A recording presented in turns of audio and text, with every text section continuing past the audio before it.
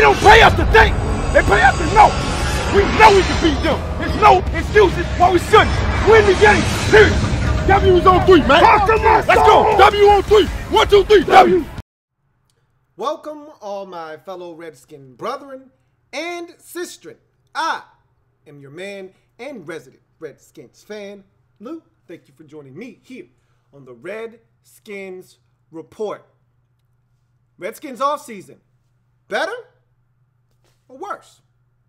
Is this team better off with the moves that they've made this offseason leading into the draft?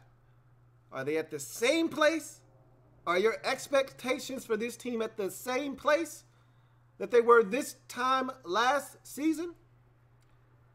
Or are they worse? Do you think this team, roster-wise, is worse than it was a season ago this time? We'll talk about that and a number of other Redskin topics tonight. A lot of things have happened since the last time we've met. We've seen Alex Smith and Paul Richardson Jr. introduced to the Redskins Nation. We've also seen Jay Gruden and Doug Williams a number of different times, both echoing the same sentiments. We're going to get a back in this draft, and we're going to get one relatively early. We've seen a ton of departures. Who knew the 2014 Redskins draft class was that attractive to the rest of the National Football League? But the Redskins only have one player left from that 2014 draft, Morgan Moses. Everyone else departed in free agency. We'll talk about that tonight. We'll talk about some of the moves the Redskins have made in the offseason. Pernell McPhee, the latest acquisition via free agency. We'll talk about all of the things the Redskins have done to this point, what the Redskins should look forward to in the draft, how the NFC East is shaping up around the Redskins, and how does that make the Redskins, how do they fare in the NFC East as it's constructed right now. Lot to get to tonight, lot to discuss. Let's talk about the Washington Redskins and this offseason thus far, and we're going to get straight to your comments. So thank you guys for joining me on the program tonight. You know there are a number of different ways that you can hit me up. I've got Twitter open in front of me. I also have the live chat in front of me as well. So you can use Twitter at In The Lab Room is the Twitter handle. Make sure you use the hashtag Louie T Live. You can use the chat discussion room that we're in right now, and I'll be reading off the comments here if they make sense. And hit me up. So let's discuss the burgundy and gold. Remember, before we get started, I've got a website, louietnetwork.net. I have a lot of Redskin content up there. I do videos for the Redskins. There's a Redskins Report page on the site. I also have a chat discussion that I'd like you guys to be more involved in. It's called Talking Skins, as you see on the screen in front of you. Talking Skins, that is the name of the chat. So if there's anything that you want to talk Redskins, start a thread. We can chop it up. Most of the time, I get back to people who leave comments on the chat. You open up a thread, we can discuss Redskin topics there. A lot of times, it's probably faster to get to me through the website than it is on Twitter, because a lot of times people are just tagging me into Twitter and putting me in Twitter conversations that I have nothing to do with. So a lot of times, I don't even check Twitter the way that I probably should. So if you want to get to me directly, you got a Redskin comment, probably best to go on the website and go through the Talking Skins blog and hit me up that way if you want to discuss Redskin topics and know my opinions. I do videos on the Redskins 4-minute offense, Redskins edition. Just did a video the other day on the signing of Pernell McPhee. So again, you guys need to stay engaged with the site. A lot of what I'll do Redskins wise that I don't do on the channel will be done through the website. So get in the habit of checking the website periodically, because again, a lot of Redskin content will filter through the site. That being said, let's get to your comments tonight. And we start with Gregory Lightbody, who says, do you think we should trade down and get Geis and get our 3rd round pick back, or and draft Tim Settle or Nathan Shepard in the 4th? So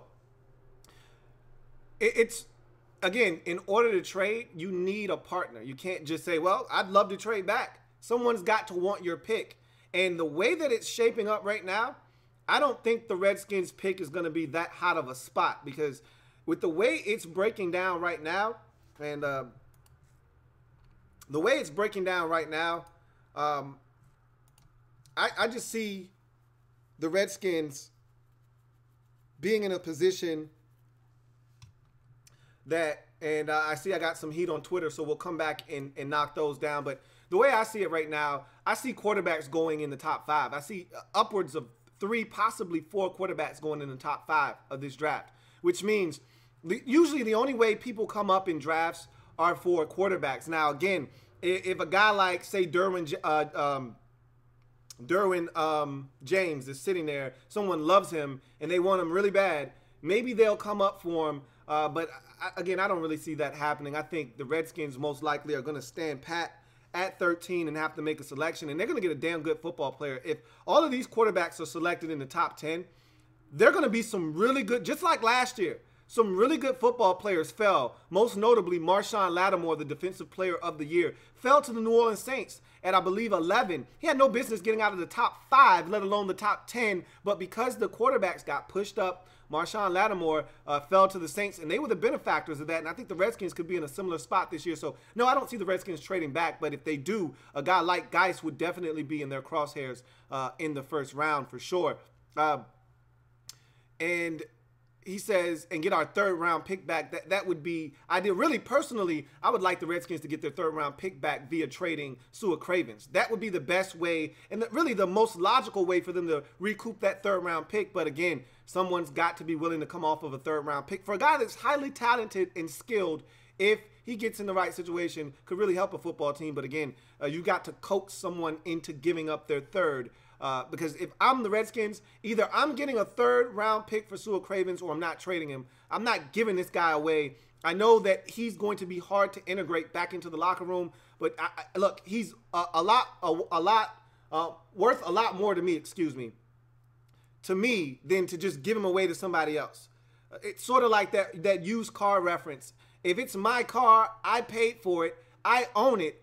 It's worth more to me to keep the car than to just sell it for a little bit of money. If someone's offering me a good deal, Kelly Blue Book value for my car, then yeah, maybe I'll sell it. But to just sell it for $500, that car is worth more than $500 to you. So you'd hold on to it. Same thing with Sua Cravens. If I can't get good value for him, I'm not trading him. So I don't know if the Redskins will get their 3rd back or not. But a guy like Tim Settle is interesting in the 4th round.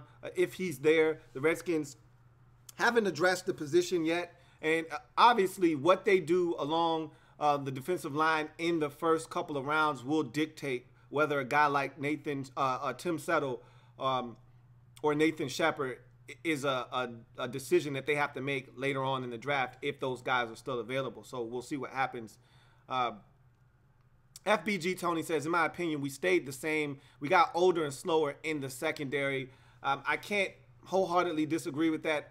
I don't think we got necessarily older and slower in the secondary, though. I mean, what older acquisitions? The only guy that we added that's old is Orlando Scandrick. But, I mean, really, there's an infusion of young talent with Fabian Moreau looking to have a much bigger role. I think when it's all said and done, Joshua Halsey is going to have a much bigger role in the slot, and he's going to get more playing time. So you're looking at 2 young guys getting an opportunity there. Also, with Q-Bar, you know, Dunny getting an opportunity. He's a young guy. I don't think we got necessarily old. And then Monte Nicholson coming back from injury, that's an infusion of youth there versus D'Angelo Hall. So, again, I don't see where we got older and slower in the secondary. So I disagree with that. But we'll see what happens. Stephen Gomez says, do you think we can get Jonathan Hankins? Yeah, we can, but will we? No, we won't get Jonathan Hankins. I don't think we'll get Jonathan Hankins. We had an opportunity. He was in our building, and obviously the deal that the Redskins offered him, if they even offered him a deal, there's no reports out. At least when Pernell McPhee came, we heard that the Redskins offered him a deal, but he left, went to Atlanta, and then came back to the Redskins and ultimately signed. We didn't hear that with Jonathan Hankins. We didn't hear that the Redskins offered him a deal, but he left. We just heard that he left Redskins Park. So, again, I don't see the Redskins getting Jonathan Hankins. Matthew Lynch says, After watching a lot of tape, I'm less impressed with Kirk's instincts, so I believe Alex is an upgrade. I love the P. Rich and re-signing of Zach Brown for cheap. I hate McPhee and Galette move. Look, I'm not here to bash Kirk, so I'm not going to do that, because if you ask me, would I rather have Kirk Cousins or Alex Smith, I'm going to tell you I would have rather had Kirk Cousins. He's younger. He was ours, homegrown product. I would have loved to have had Kirk and watched him continue to grow and mature in our offense, in our system, with our team. So I'm not going to bash Kirk. We all know that Kirk's instincts weren't always the greatest. We all know Kirk had a little bit of bitch in him. We talked about that last year and the year before that. These are things that we knew, but he was our guy. So I'm not going to sit here and bash Kirk. The thing that I do like is that they were aggressive in getting Paul Richardson. Is that a good move? We'll find out together. We don't know if Paul Richardson is an upgrade at the receiver position, if he's going to come in and fill that Deshaun Jackson role that we so dearly and sorely missed a season ago. We don't know if he's going to stay healthy and if he's going to make the plays that we know that he's capable of in the burgundy and gold. So we'll see. But I like that move as well. I love re-signing Zach Brown. I thought that was a necessity in the offseason. And to get him for the deal that they did, like you said, on the cheap, that was actually a good get for the Redskins as well. I don't love the McPhee move. I can't say that I hate it. I don't love it. And I hate the fact that Junior Galette will no longer be a Washington Redskin, because I feel like the best of Galette second act was yet to come. And I thought he was our best pass rusher, pure pass rusher. And for him to be gone, that does suck. Des Got Game 421 says, what do you think about us selecting Marcus Davenport at 13? Do you really think Marcus Davenport is going to be available at 13? Because I love the idea of getting my hands on another pass rusher at 13. I love it. Would love to get my hands on Marcus Davenport. But do you think he's going to be there at 13? That's the question. Because, yes, there could be 4 quarterbacks going in the top 10. Let's just go with the assumption that there is 4 quarterbacks, that there are 4 quarterbacks that go in the top 10.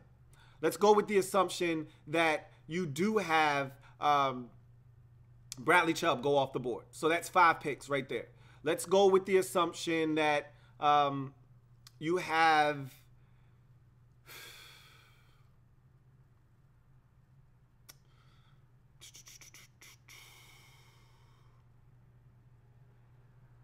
let's say that you have Chubb. Let's say you have Denzel Ward. Let's say that you have Saquon Barkley. Let's say that you have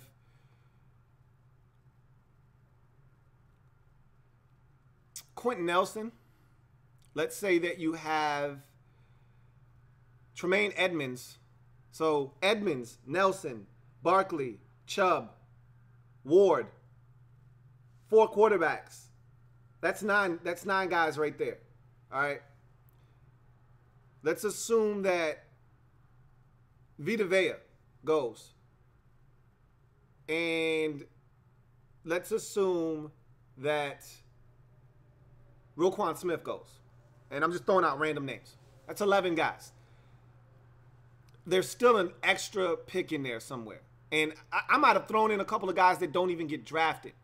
You know, Minkah Fitzpatrick. He's in there somewhere. So there's a possibility Marcus Davenport could be there at 13. But if people are as high on him as I've been hearing throughout the process and how raw he is and the upside on this guy is ridiculous, most likely pass rushers go quickly.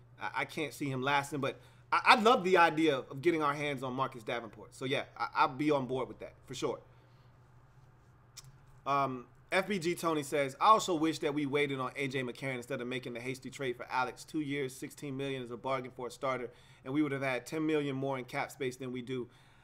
I mean, but you don't know what A.J. McCarron is as a starter. That's the thing, is we know what Alex Smith is. Alex Smith is a proven winner in this league.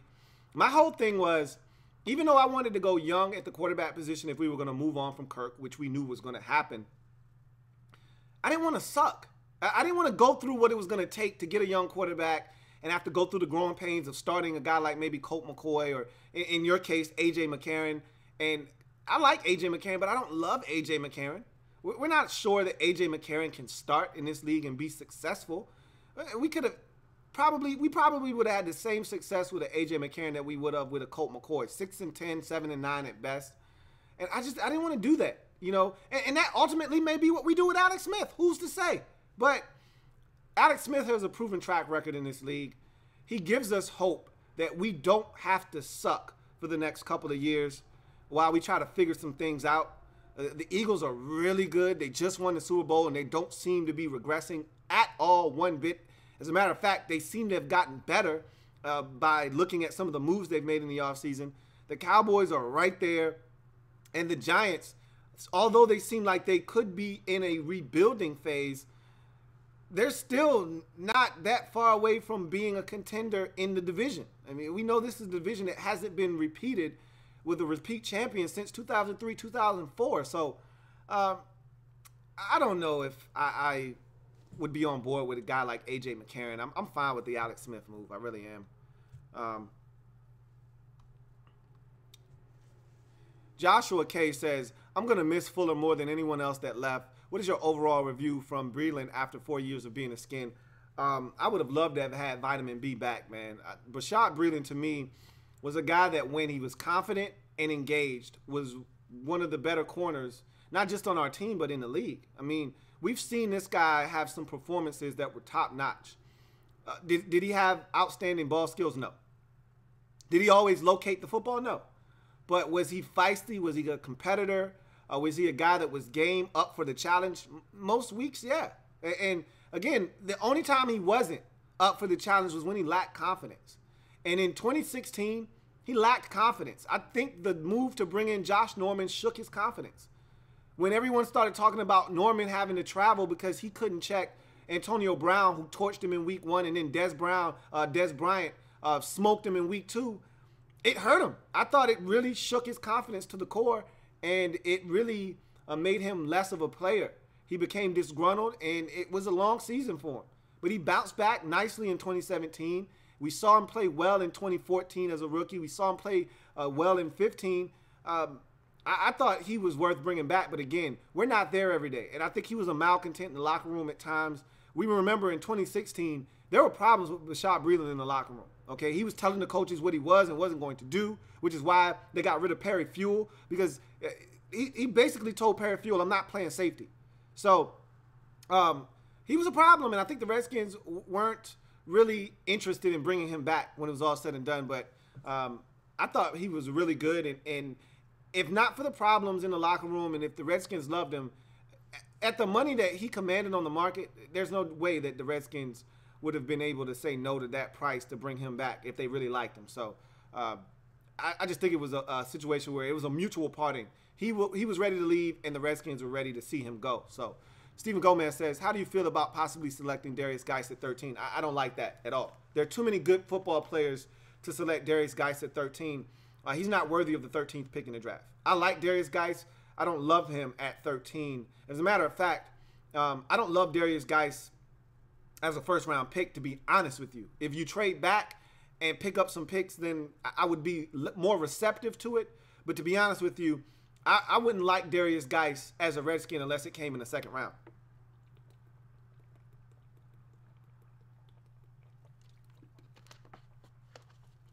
So that probably answers your question, FBG Tony, about me wanting Geis in the first round and that being potentially too rich for my blood. All right. Got a tweet. At Bob Gaunter says, how do you feel about Paul Richardson? I love the move. And I talked about that on the video that I did on the site LouieTNetwork.net. So check that out if you want to really know exactly my thoughts. But just to give you a quick synopsis of what I said, love the move, love the fact that was the guy that we all targeted as Redskins fans. We've been talking about Paul Richardson for about 3 months now on this program. And he was a guy that we all looked at and said that would be a nice option for the Redskins to go out and get. He brings an element of speed that we lack on this football team that we needed to go out and acquire.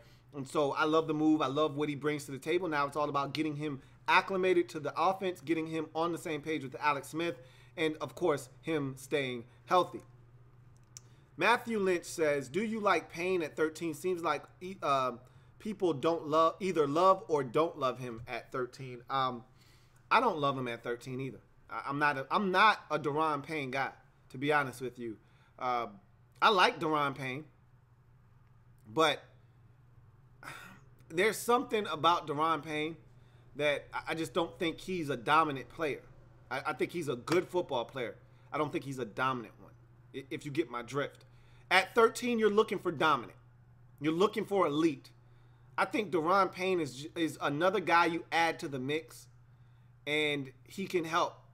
But I don't think he's a guy that necessarily rushes the passer, which if I'm selecting a guy at 13 as a defensive lineman, either you better be elite at stopping the run. And when I say elite, I'm talking elite at stopping the run because you don't go after the passer, or you better do both. Preferably, I want a guy that can do both. Get you a guy that can do both. And I don't know if Daron Payne can really do both. I think he can get after the run game and be disruptive there.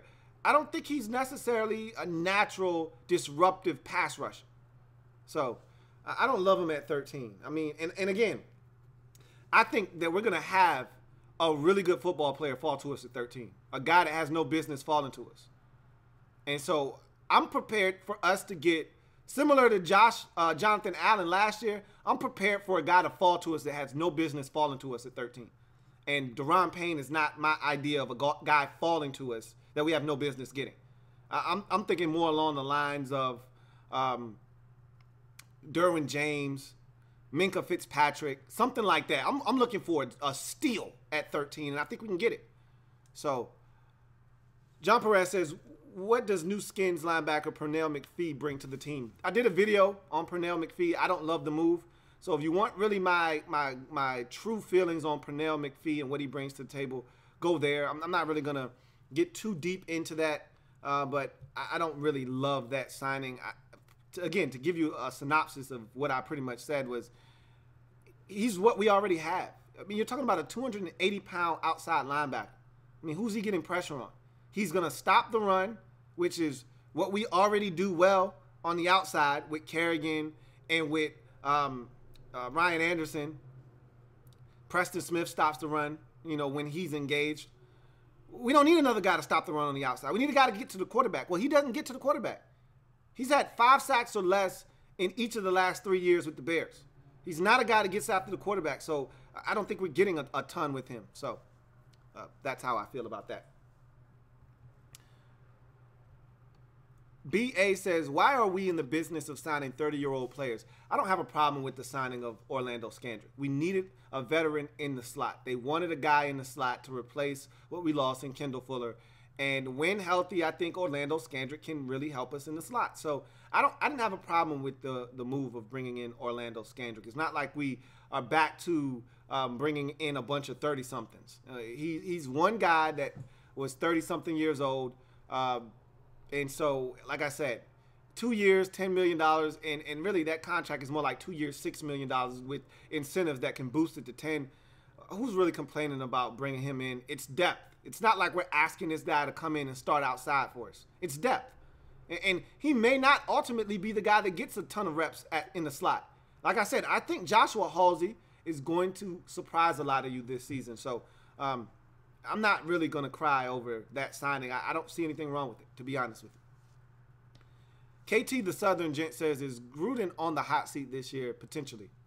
Potentially. I hope that this season goes well enough that that's not a conversation that we're having.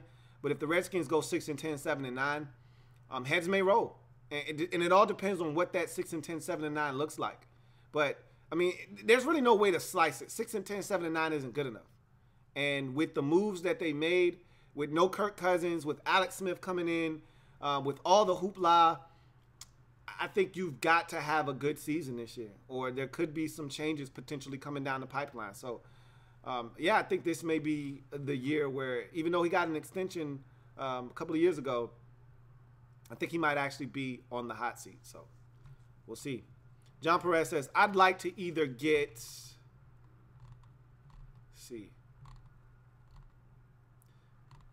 He says, I'd like to either get Derwin James, Vita Vea, Tremaine Edmonds, or Arden Key in the first round, then try to get Sony Michel in the second. So Derwin James might be there, so might Vita Vea. I don't see Tremaine Edmonds. I don't see any scenario where Tremaine Edmonds is on the board at 13. I just don't. maybe Roquan Smith. Of the two inside linebackers that are difference makers that you grab early, the one that might be there is Roquan Smith. Tremaine Edmonds, I can assure you, he didn't get out of the top 10. He didn't get out of the top 10. If he gets past San Francisco at 9, there's no way he gets past Oakland at 10. So I just don't see a way that Tremaine Edmonds is on the board at 13. But we'll see. And Arden Key, I think he's fallen. He's going to go in the first round because he's a pass rusher. But I think he's fallen. I don't think he is a 13th overall type of guy anymore.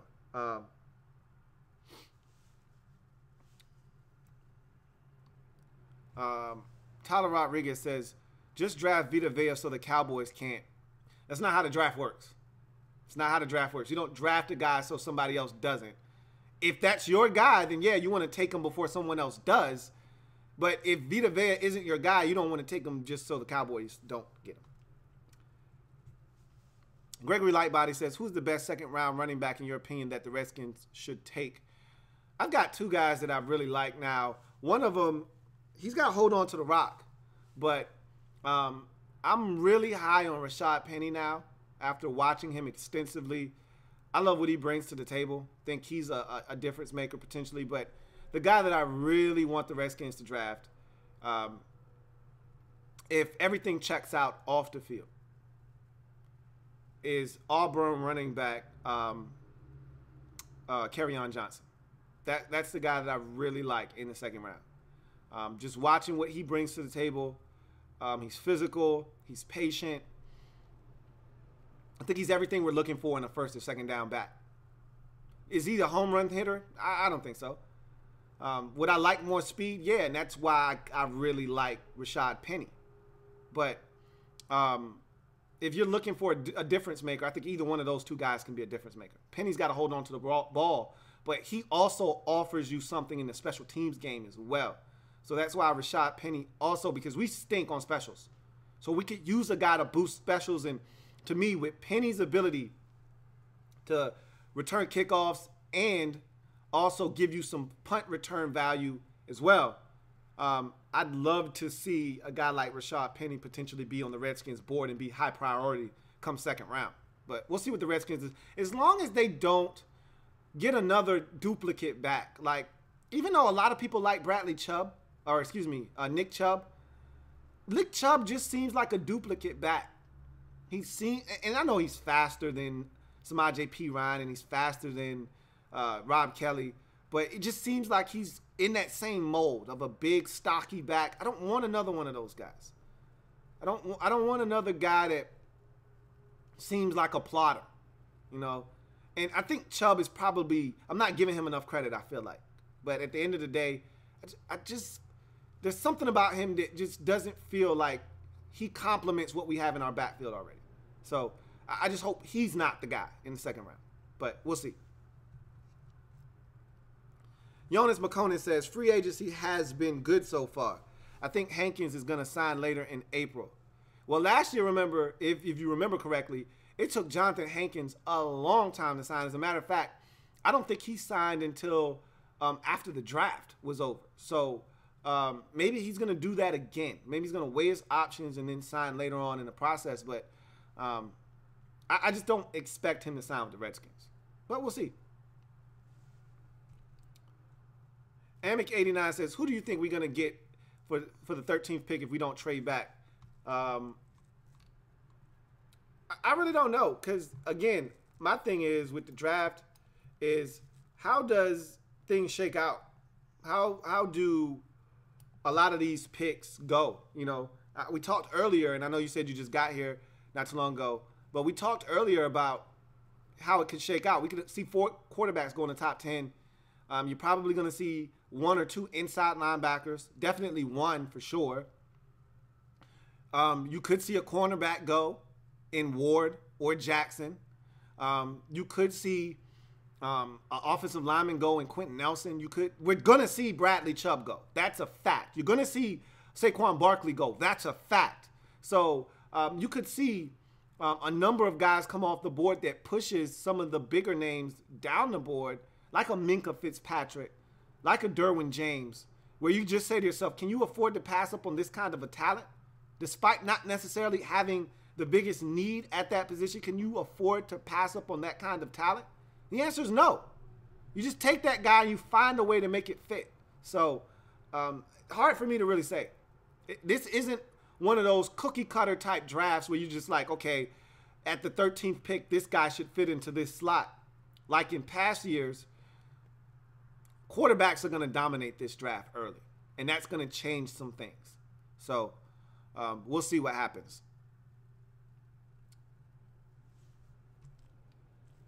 John Perez says, Cromartie is still available. I hope we can get him before he goes to the Cowboys. He's not coming to Washington after we sign Orlando Scandrick. That was the point of signing Orlando Scandrick, was because it was either Scandrick or DRC. DRC probably is going to command more money. And again, I want you guys to get out of the habit of worrying about what other teams are doing. I don't care who the Cowboys sign. I don't care who the Cowboys draft. We have to deal with it. So I don't want to sign a guy. This isn't the 2007 or 2006 Gibbs year where we're trading away a second and a third round pick to snag TJ Duckett so that the Eagles don't get him. Like, I don't give a damn what the Giants, Eagles, or Cowboys are doing. I care about what the Redskins are doing. Now, I tell you guys this all the time. Worry less about them, worry more about us. Because if we take care of business, then everything else will take care of itself. When you start worrying about what everybody else is doing, then your house ends up being all cluttered and junky and messy, and that's when you start running into problems. So worry less about what everybody else is doing, worry more about what we're doing. And we're not signing Cromartie because we signed Orlando Scandrick. This was an or situation. DRC or Scandrick, not an and situation. Scandrick and DRC. So we got one or the other, so now the other one isn't in the plans. BA says, I have a feeling Barkley will fall to 13 like Jonathan Allen did. I don't have the same feeling you do, BA.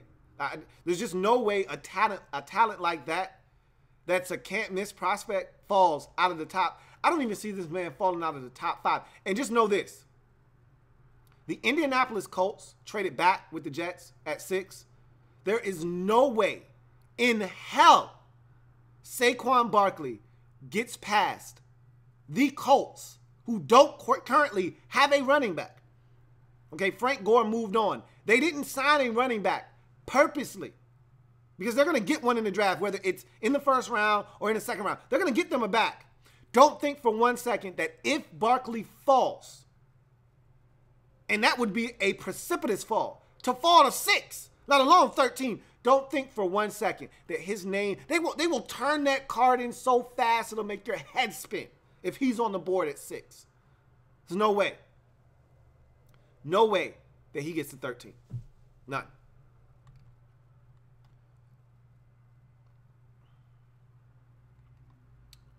KT the Southern Gent. No, Sam Hubbard, I don't think is a first-round pick.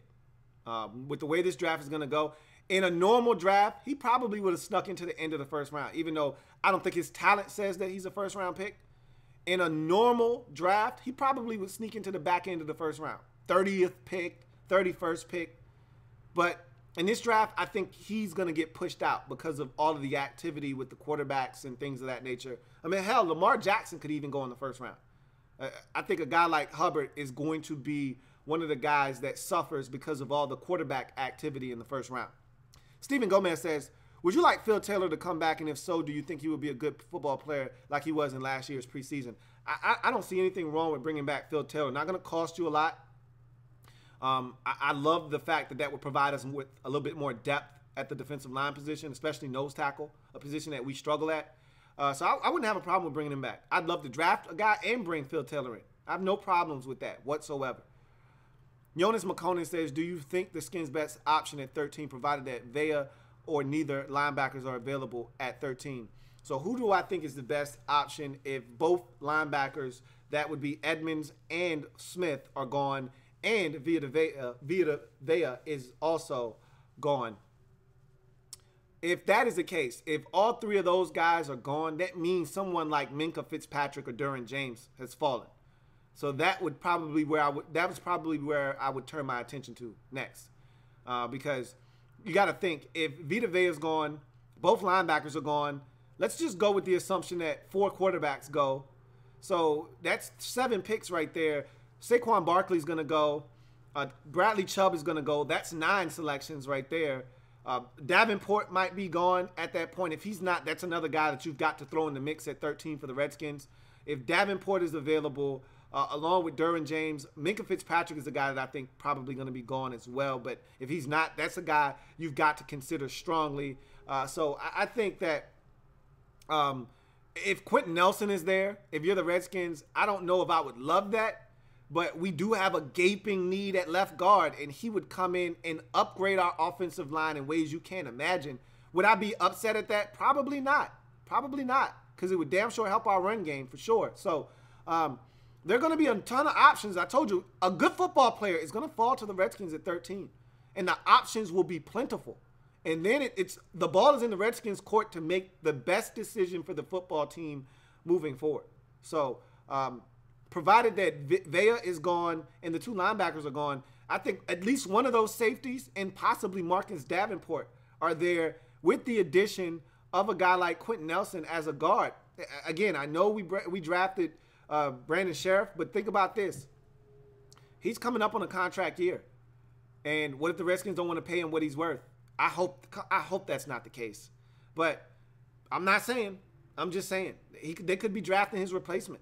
You know what I mean? I mean, you just saw how much money that the Panthers guard just commanded on the open market. He just got the highest deal for a guard in NFL history. And I'm not saying much when I say that, because the next guy up is usually the next guy to get the highest paid contract at that position. So that's not news to you. We saw the Browns sign Kevin Zeitler 2 years ago to the highest deal at 60, and then we watched the Panthers guard come and get like $64 million to the Jags to set the bar a little bit higher at 64, 68, something like that. So Sheriff is going to want 70, 72, something like that. So I don't know. We'll see. That's my thought process, though. Davenport, one of the safeties, if not both of them are available. A guy like Quentin Nelson. Those are all going to be guys that I think could be on the Redskins' radar if they were to fall to 13.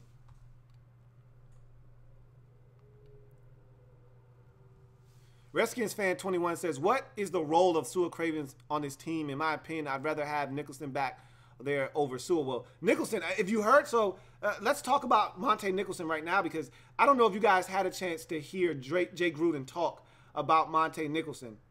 But Jay Gruden at the Combine talked about Monte Nicholson. And he talked about Monte Nicholson as the Jordan Reed of the defense. Think about that for a second. He said that Monte Nicholson is the Jordan Reed of the defense. We all know just how impactful Jordan Reed is. Jordan Reed arguably is the best player on our football team. Arguably. Okay, if you're talking skill position, I think Trent Williams, pound for pound, is the best player on our team. But if you're talking from a skills perspective, from a skill position perspective, Jordan Reed, when healthy, is the best player we got on our football team. So to have Jay Gruden, and I agree with him, Monte Nicholson can be that good. Just the little that we've seen out of him. You can't tell me you weren't blown away with Monte last season when he played and he was healthy. So they think very highly of Monte Nicholson. So I'm here to tell you, not only is he starting, but he is firmly entrenched in that secondary next to DJ Swearinger. So Sua Cravens right now is the odd man out. But like I told you, the Redskins want to trade him desperately. Okay? They want to trade him desperately. The Steelers were reportedly interested. The Broncos were reportedly interested. So the question then becomes, can we find a way to get someone to come up off of a third-round pick? The least that I would take is a fourth. I won't go any lower for him. But I preferably want our third-round pick that we don't have. I want it back. And I'd like to get an even better one with the Denver Broncos. But again, they don't seem interested in coming up off of that third-round pick. So we'll see what the Redskins decide to do. Moving on. Let's see what else we got going on. RG3 hashtag says, how would you feel if Odell got traded to the Skins for the 13th pick? And also, would him and Norman get along? Yeah, they would get along, but That would be a horrendous trade for the Redskins. That's first of all, the Redskins wouldn't do it because they know how much of a head case Odell Beckham Jr. is. We saw the cocaine video. All right, we saw the coke video. Not saying that he was doing coke, but guilty by association. All right, so it's going to be hard to convince anybody in the Redskins organization that, one, he's worth the headache, and two, this guy's not coked out of his mind. So, no, I don't see that happening, and I wouldn't feel good about it because he didn't fit what the Redskins are trying to do from a locker room standpoint. And I've always been the one leading the charge on, hey, we need less Boy Scouts, more football players. And if you got to slide in a couple badasses, then do so. But when I say badass, I'm talking about dudes that are a little crazy. And when I say crazy, I'm not talking about beating up field goal kicking net crazy. I'm talking about picking up a personal foul penalty crazy. I'm talking about those guys, rough around the edges. That kind of crazy. Steve Smith crazy. All right? Aqib Talib crazy. Marcus Peters crazy. When I say crazy, I'm talking that kind of crazy. Not Odell Beckham Jr., I'm crying on the sideline because I'm so mad and I can't control myself crazy. No, I'm not talking about I might be on drugs so I'm crying and I don't know why crazy. No, I don't want that guy on my team. Woodland Chrisfield says, should the Skins prioritize building the offensive and defensive lines in the draft? I think that the defensive line needs attention, and I think they understand that. And I think if they get an opportunity, they're going to address that via the draft. How early, how late, we'll see. But I expect somewhere in there a Redskins defensive tackle to be drafted.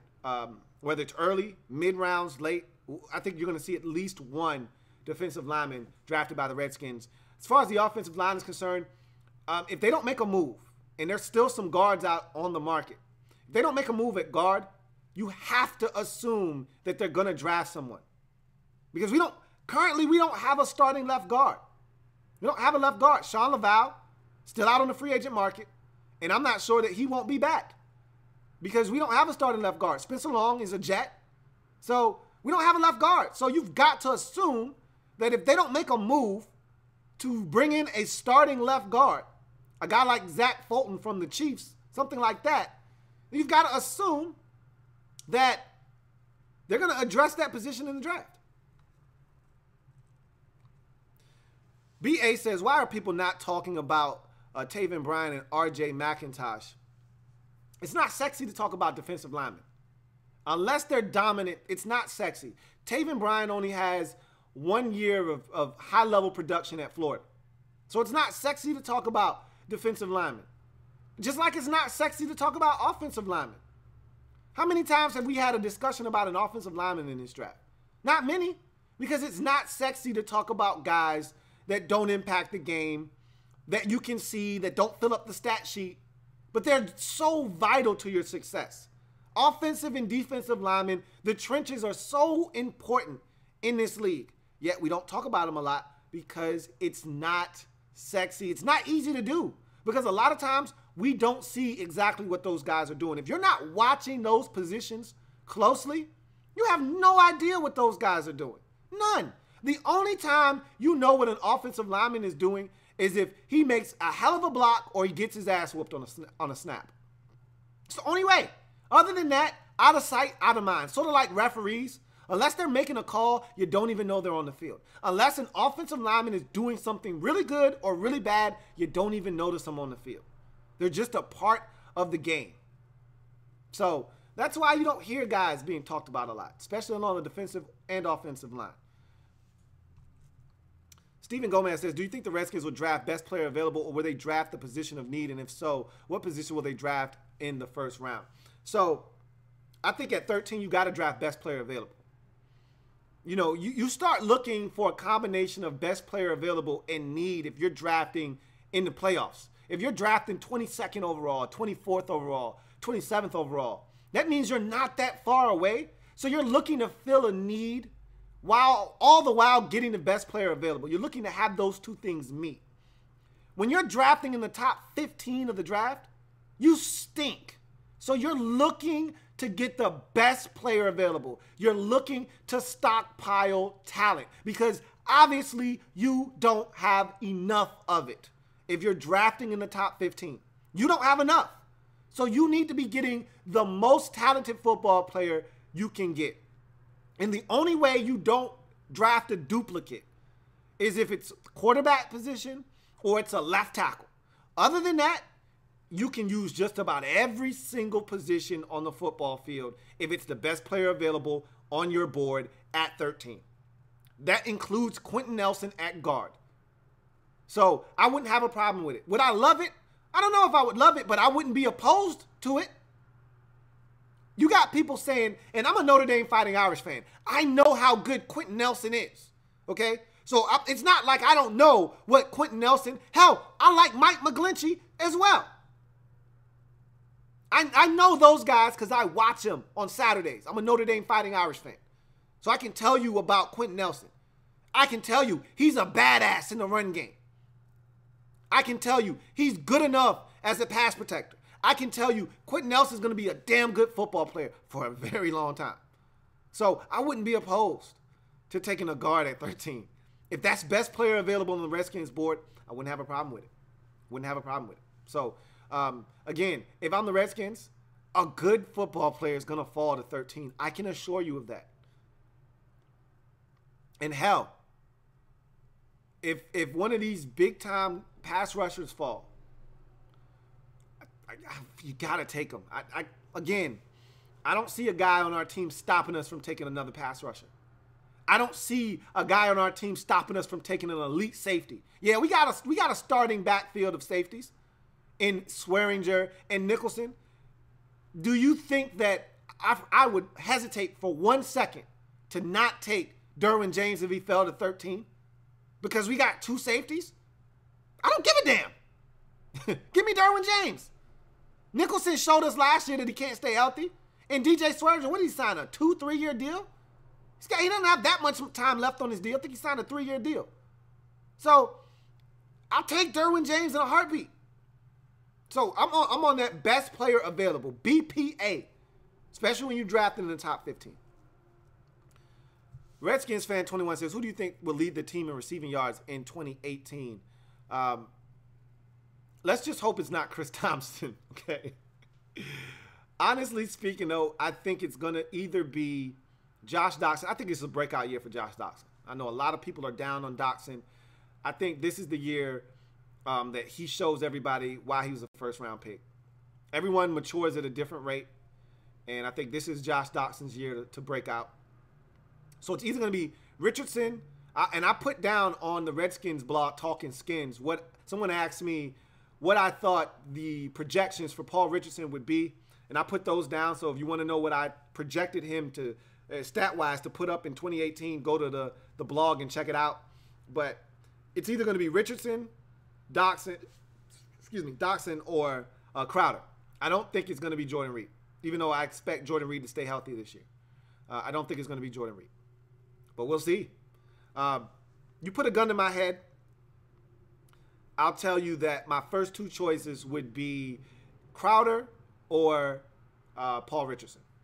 But I think Doctson has a shot to blow up this year. So we'll see. House says, Skins will draft Vita Vea or Davenport. I wouldn't have a problem with either one. Would not have a problem with either one. Both are dire needs on this football team. Both are dire needs, especially with Preston Smith contract coming up and all these analytics blowing up his spot, telling him how good he is. When we know the truth. Preston Smith is good. He's not great. He's not the highest pressure rate guy in the league. That's what the analytics say. And don't think for 1 second his agent isn't going to run those numbers to the Redskins when it comes time to negotiate. Now, if Preston Smith goes off for 13.5 sacks this season, sign him up. And again, they have to be impactful sacks. I don't want a 13.5 Ryan Kerrigan season where a quarterback is running bootleg and he's coming right down the line and runs into 4 sacks. Untouched. I need him to show me he can actually get to the quarterback on 3rd and 7. On 3rd and 9 with the game on the line, I need him to get to the quarterback. If he does that consistently, sign me up. But I'm good with either one of those dudes. Matthew123 says, I don't like Payne or Vita Vea at 13, but if I had to choose, I'm taking Payne all day over Vea. What do you think of Landry?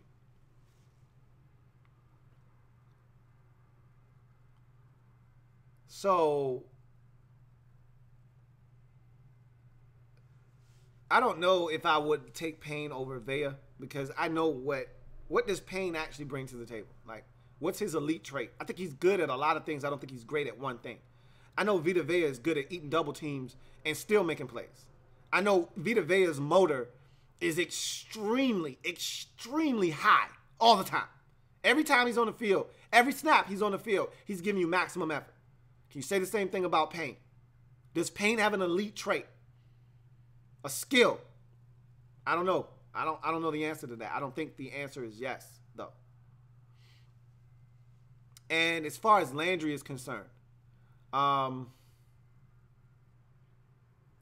is Landry, I'm trying to think. Is he, that's not the guy from Stanford, is it? Who's Landry? Help me out. I'm not sure who he is. So you got to help me on that one. I apologize. At DMV fan 123 says, I'm higher on the Redskins offseason than most around here. Hate giving up Kendall for Alex, but I understand why they did it. Ecstatic about P. Rich. Meh on McPhee and Scandrick.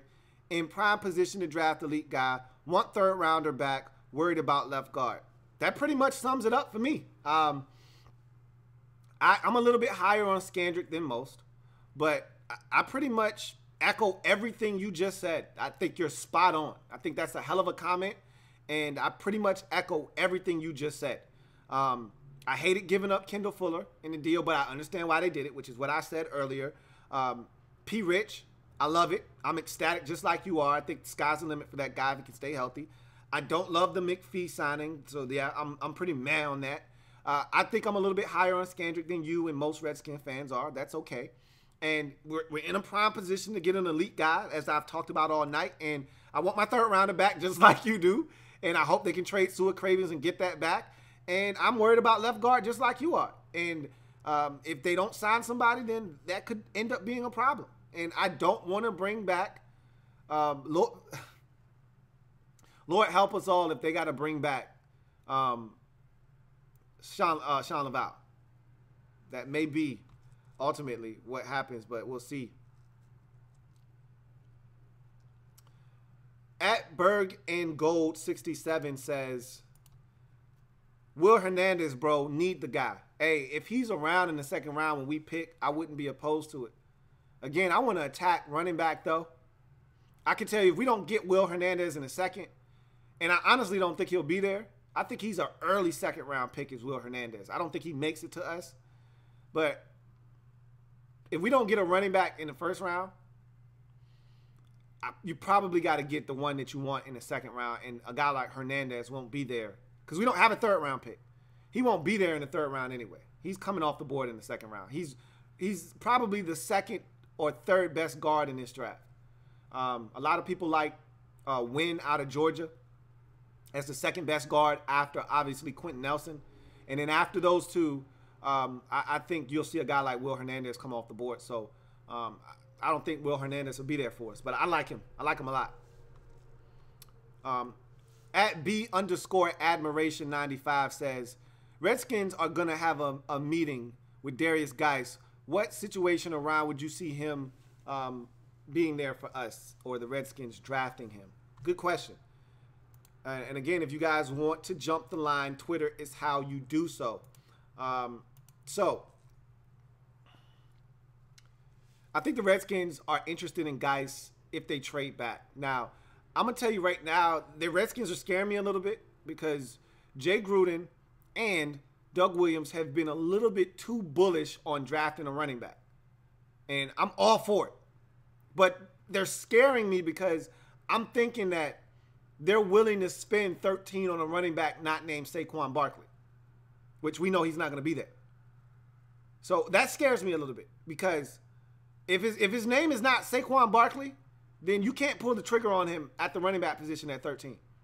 But I think they're trying to talk themselves into Darius Geis potentially at 13. Big mistake. Now, if you trade back in the first round, or if Geis is there in the second round, which I think Geis might actually be there in the second round, it's a possibility. Yeah, I'm all for it.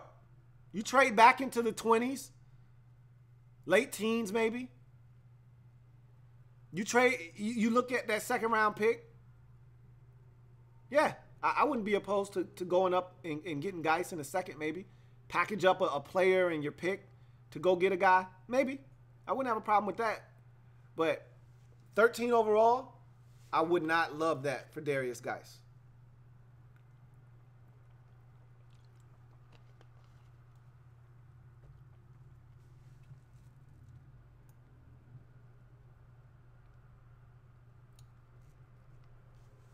Stephen Gomez says, I heard one of the reasons why Junior Gillette didn't sign with us was because the Redskins have a lot of confidence in Ryan Anderson. Do you think Ryan Anderson will have a solid year? I don't have any confidence. You know how I feel about Ryan Anderson. I have zero confidence in Ryan Anderson's ability to get after the quarterback. None. I think he's going to be a really good run defender. I don't have any you know how I felt. You knew that from draft day. If you were watching me live last year during the draft party, which I hope you do again this season, because we're going to have a lot of fun during draft day. If you watched me last year, the immediate reaction I gave you was one of, what the hell are the Redskins doing? I don't like Ryan Anderson. I hate this pick. I hated it then. I still don't like it now. And I don't think he's going to prove to be a good outside linebacker in terms of getting after the quarterback in this league.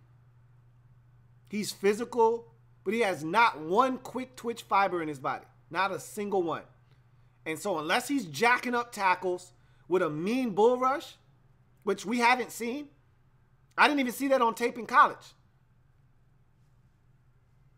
I just don't see how Ryan Anderson develops into anything other than another guy at the outside linebacker position. But we said the same thing about Murphy, and then Trent Murphy had a really good year for us in his third season as a Redskin. So stranger things have happened.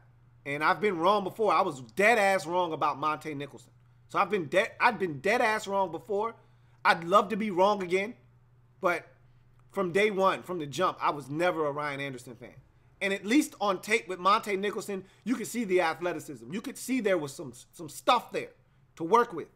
I never saw anything on tape with Ryan Anderson other than a physical presence in the run game, which we already have. I don't need more of that. We need guys to get after the damn quarterback, not more guys being physical in the run game.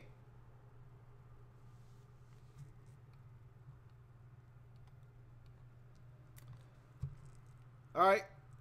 Got a super chat. Appreciate it. Muhammad Hersey says, should Redskins draft a corner first? Intriguing concept. Intriguing concept there. Really appreciate the super chat. So, here's the thing on that.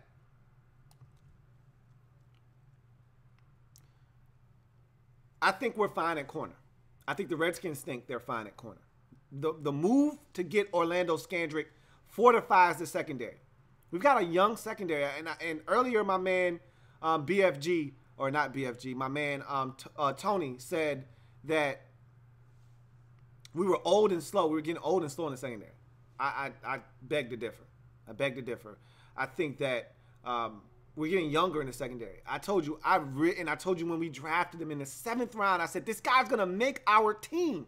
I told you Joshua Halsey. And how often do 7th rounders make your team? I said, this guy is going to make our team. He's talented. What did he do? He made our team. There's a place for him on our football team. And I think he's going to play more this season. They love Fabian Moreau, as they should. He had first-round talent, but because of a pec tear that he sustained at his pro day, he fell to us in the 3rd round. We got a 3rd-round guy that had first-round talent. They love him. They love Dunny and his development. So do I.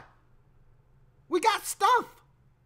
So if you ask me, the one position that I would be most disappointed in if the Redskins decide to pull the trigger at that position in the draft, there's not one corner that I look at and I say, gotta have that guy. You know, man, did we get lucky? This guy fell to us. Not like last year with the Ohio State corner. Not with like Marshawn Lattimore last year. There's not one guy that I love in this draft at the cornerback position. Not a single one. And because of that, And maybe Denzel Ward is that guy, but he's not as big as Marshawn Lattimore. He's not. He's feisty. He's physical. I won't say he's not as feisty and physical as Lattimore was, but he's not as big. I would be the most disappointed if the Redskins pulled the trigger on a corner at 13. You want to piss me off? You really want to piss me off? Draft a corner at 13. Any other position, I don't know that I'll be that bent out of shape. I wouldn't love it. I wouldn't love them to take a running back not named Saquon Barkley at 13. But I know we can use one. So I wouldn't be too opposed to it, but I wouldn't love it. But you want me to hate something? Draft a corner at 13. Piss me off. Let me check Twitter real quick. At Matt Lynch 1818 says, what do you think about Ronald Jones for us in the second as a home run hitter? I wouldn't be opposed to it. I don't have a problem with Ronald Jones. I think he's a one-trick pony, though. Like, I don't think he brings a lot to the table. And remember, I was so disappointed at the fact that he got injured at the combine because I was really anxious to see him catch the football because you didn't get to see him do it a ton at USC. You know, that wasn't a big part of his game, and he wasn't a huge part of the passing game at SC. So I was dying to see him catch it. And so not only did we not get to see him work out, get to see him move, get to see him catch, we also didn't get to see him run. I can't even put a speed to his game tape, which I know he's fast. I know he's plenty fast. I just wanted to put a time to it. So I know the USC Pro Day is this week. It might have already happened.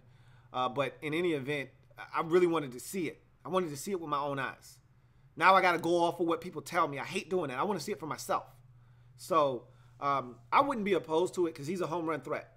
Anytime he touches it, he can go the distance. To me, he's a clone, an absolute clone of Jamal Charles.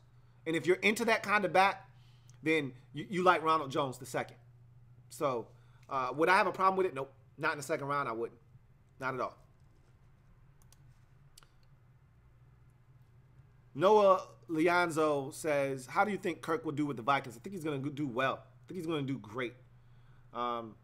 They've got all the pieces around them to succeed. And the question is, can they just stay healthy? If they can protect Kirk up front, they're going to be just fine. They got a running back that's a stud. They're going to draft another back, I think. And they got a bunch of receivers. They're fine. He's going to be fine. Extreme Archery USA says, week 1, who is your number 2 cornerback? Right now, it's Dunny. It's Q-Bar. But I think Fab Moreau is going to give him a run for his money in camp. But right now, put a gun to my head, it's Dunny. That's why they signed him to the deal, because they're confident he can go out and play. But if the young fella comes up, shows his ass in camp and in the preseason, he's going to make it really hard for them to keep him out of the lineup because they believe in him too. So right now, I think it's Dunny. But get a young fella some time, and he might be able to show up. He might be able to show out. So we're going to see. Estan Lama says, how do you feel about Derwin James? I think he's exceptional. I think he might have the best movement skills of any safety in this draft. That includes Minkah Fitzpatrick. I think Minkah Fitzpatrick is a little bit better as a all-around football player, meaning he can drop over the slot, he can be a physical enforcer, and I think he's a better blitzer than Derwin James. But if you're talking about from a movement skill perspective, I think Derwin James might move better than Minkah Fitzpatrick does. I love Derwin James. I think he's a game changer at the safety position. I love his feet. I love his ball skills. I love his instincts. I think he's got a nose for the ball, and I think he's got a feel for the game that can't be taught. So I'd love to get him at 13. So we'll see what happens. Woodland Chrisfield says, personally, I would shore up the safety position with a prospect like Derwin James if he's there. Well said. I agree. Reese says, do you think the Redskins could beef up the O-line more? I know you have Sheriff and Williams, but you can never have enough quality at that position. Again, if the Redskins decided that Quentin Nelson was the guy, if he were to fall to 13, I would not be opposed to it. Like you said, you can never have enough beef up front. Beef, it's what's for dinner. And if you don't have enough beef on your plate, your quarterback and your running back are at stake. Damn, did you get that one? Did you get that one? Did you get that one? You didn't get that one. Anyway, Let's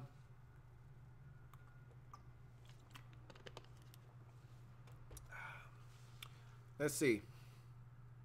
Extreme Archery USA says, if the Giants take Saquon Barkley, does Vita Vea available at 13 a must pick? No. Again, I worry less about what everybody else is doing, more about what we're doing. We just need to shore up the defensive line. Not because the Cowboys have Ezekiel Elliott, not because the Giants potentially could have Saquon Barkley, but because we just need to be better up front. Like, I don't worry about what other teams are doing. I said that earlier on the program. I don't care what everybody else is doing. That doesn't get me riled up. I look at what the Eagles have done this offseason. I said, damn, that's impressive. But guess what? I don't care. That doesn't affect us. If we do what we need to do, everything will take care of itself. Can't worry about what the Eagles are doing. They've had an impressive offseason, have the Eagles, coming off of a Super Bowl victory. I'm more worried about us than I am them, though. Always will be, too. That'll always be the case. Matthew123 says, I like Kerryon too, but I think Sony Michel is better. Sony Michel, to me, he doesn't get the tough yards. He's not physical enough for me. Like, we need a first and second down back. You know what I see Sony Michel as? I see him as a change of pace. There's a reason he was the other guy at Georgia. He was the change of pace at Georgia. They wanted Nick Chubb to be the hammer. For good reason. He was the guy that they looked to run in between the tackles and be physical, soften up the defense so that Sony Michel could come in and hit the home run. Nick Chubb was the guy that worked the count. He was the guy that gave Sony Michel a chance to stand in the batter's box, see the ball come out of the pitcher's hand, see him throw 7 pitches because Nick Chubb was over there hammering away, fouling off pitches, working the count. So when Sony Michel got up there, he already got a good look at the curve. He already got a good look at the split. So he knew what was coming, and when it came, he was ready to tee off. That's what Sony Michel is, I think, at the next level. I don't think he's a first and second down back. I'm looking for a first and second down back. I look at a guy, and my draft prospects 101 series is coming. I've already done Sony Michel. I've already done Kerryon Johnson. I've done all these backs. I've done the quarterbacks. These videos are coming, so stay tuned. I'm going to start releasing them either tonight or tomorrow, but we're going to start pushing this content out, so you'll know how I feel about these guys. Skrilla Gorilla says, would you trade this year's first and second round pick and next year's first round? No. Whoa. That's way too much draft capital to be given up. And I love Saquon Barkley just as much as the next man. I am not going into Robert Griffin III territory ever again. Ever again, unless you're telling me I'm getting a can't-miss prospect at the quarterback position. And even then, it's still a dicey proposition. But I would have done it for Andrew Luck.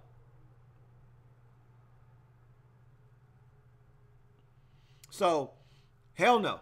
I wouldn't give up this year's 1, this year's 2, and next year's 1. Hell no.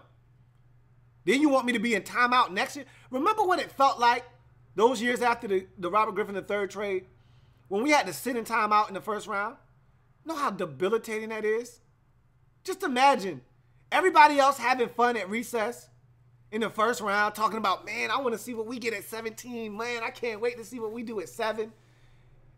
And while everybody else is playing tag, teacher tells us, hey, y'all got to go in the corner. Face the wall. Stand there. Don't come out until the second round. You know how debilitating that was? Man, was that frustrating. I don't ever want to do that again. Unless it's for a can't-miss prospect at the most important position, being quarterback. I don't want to go through that again. So, no, I wouldn't do that for Saquon. And I love Saquon Barkley. I think he's a game changer, a revolutionary back. Transcendent back. I think he's that good. I wouldn't do it, though. I wouldn't do it. Especially with the way we block up front with the tight ends. I wouldn't do it. John Perez says, any chance we have a shot at Sony Michel in the second round? I watched him in college football playoff versus Oklahoma, and he and Nick Chubb lit up the Sooners in that game. Yeah. I think anybody that watched that Oklahoma game saw Sony Michel and said, man, that guy's really good. And that should have been the takeaway that you had from that game because he was outstanding in that game. That being said, I think Sony Michel, and I'm still not confident he can catch the football. That's something else I worry about with him. He's had some fumbling issues in college. All right. That's something that I talked about on the Draft Prospects one-on-one series. Had a huge fumble in that same Oklahoma game you're referencing. Almost changed the game with that fumble. He atoned for it, but he fumbled. He put it on the carpet. Don't put the church's money on the floor. He put it on the floor.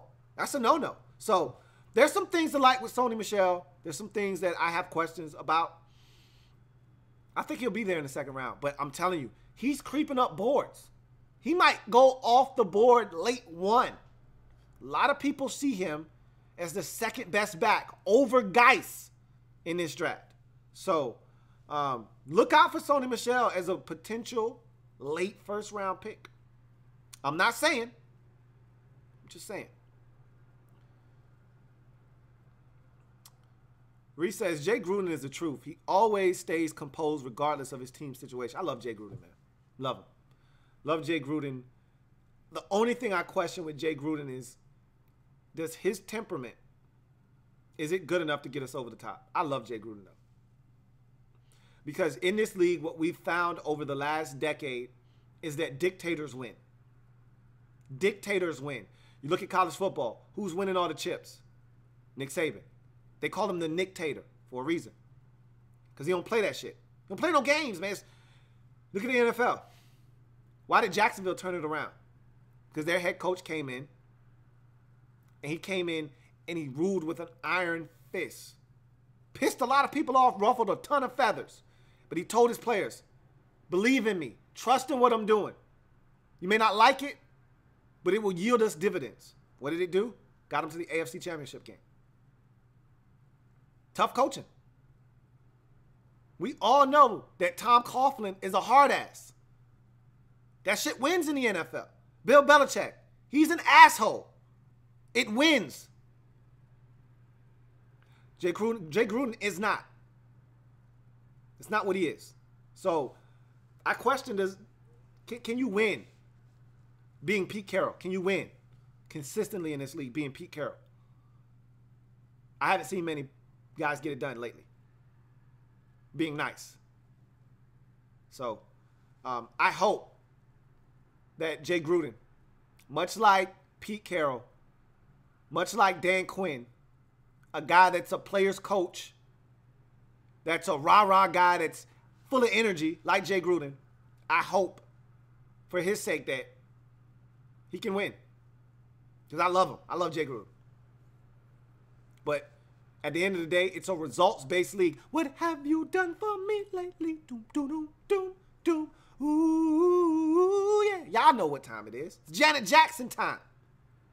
You don't win, you got to go. Much faster than slow. So I hope Jay can get it done this year. Corey Fitterman says, what's good, fam? Just tune in. How do you like the McPhee signing? I don't. And if you want to know exactly how I feel, go to my website, louistnetwork.net, and check out the video that I did on the Pernell McPhee signing. And I did one for Orlando Scandrick. I talked about Paul Richardson Jr. Also talked about the Redskins potentially getting Jonathan Hankins. All of that is up there. So if you're sleeping on the site, wake your ass up. We got to win tomorrow. Go to the site. Check out the content. Stephen Gomez says, would you like us to draft Quentin Nelson at 13? Talked about that already. I wouldn't have a problem with it. Would not have a problem with Nelson at 13 if that is what the Redskins decided was the best move. Extreme Archery USA says, what is the hype around Minkah? I don't see that much when I watch him. First of all, you know he was coached well. Nick Saban is a stickler for attention to detail in the secondary. He's a secondary guy. When he was a coach in the NFL, he's a secondaries coach. He coaches his players in the secondary extremely hard. That's why you get a lot of good players coming from there. All right, I can run through the list of guys that have come out of Alabama that have been top-notch players at the next level. Clinton Dix. Look in our division, the Giants safety that wanted to play for the Redskins. All right? He's an outstanding safety. All right? You look at what one of their rookies did last year that was drafted by the Baltimore Ravens. He was really good for the Ravens last year at the cornerback position. That's what he does. He churns out really good secondary members. And I think Minkah Fitzpatrick is going to be the next in a long line of guys that have been really good at the next level out of Alabama in the secondary. So, we'll see. Now, there have been some misses. I'm not saying that every guy that comes out of Alabama at the cornerback or safety position is a hit.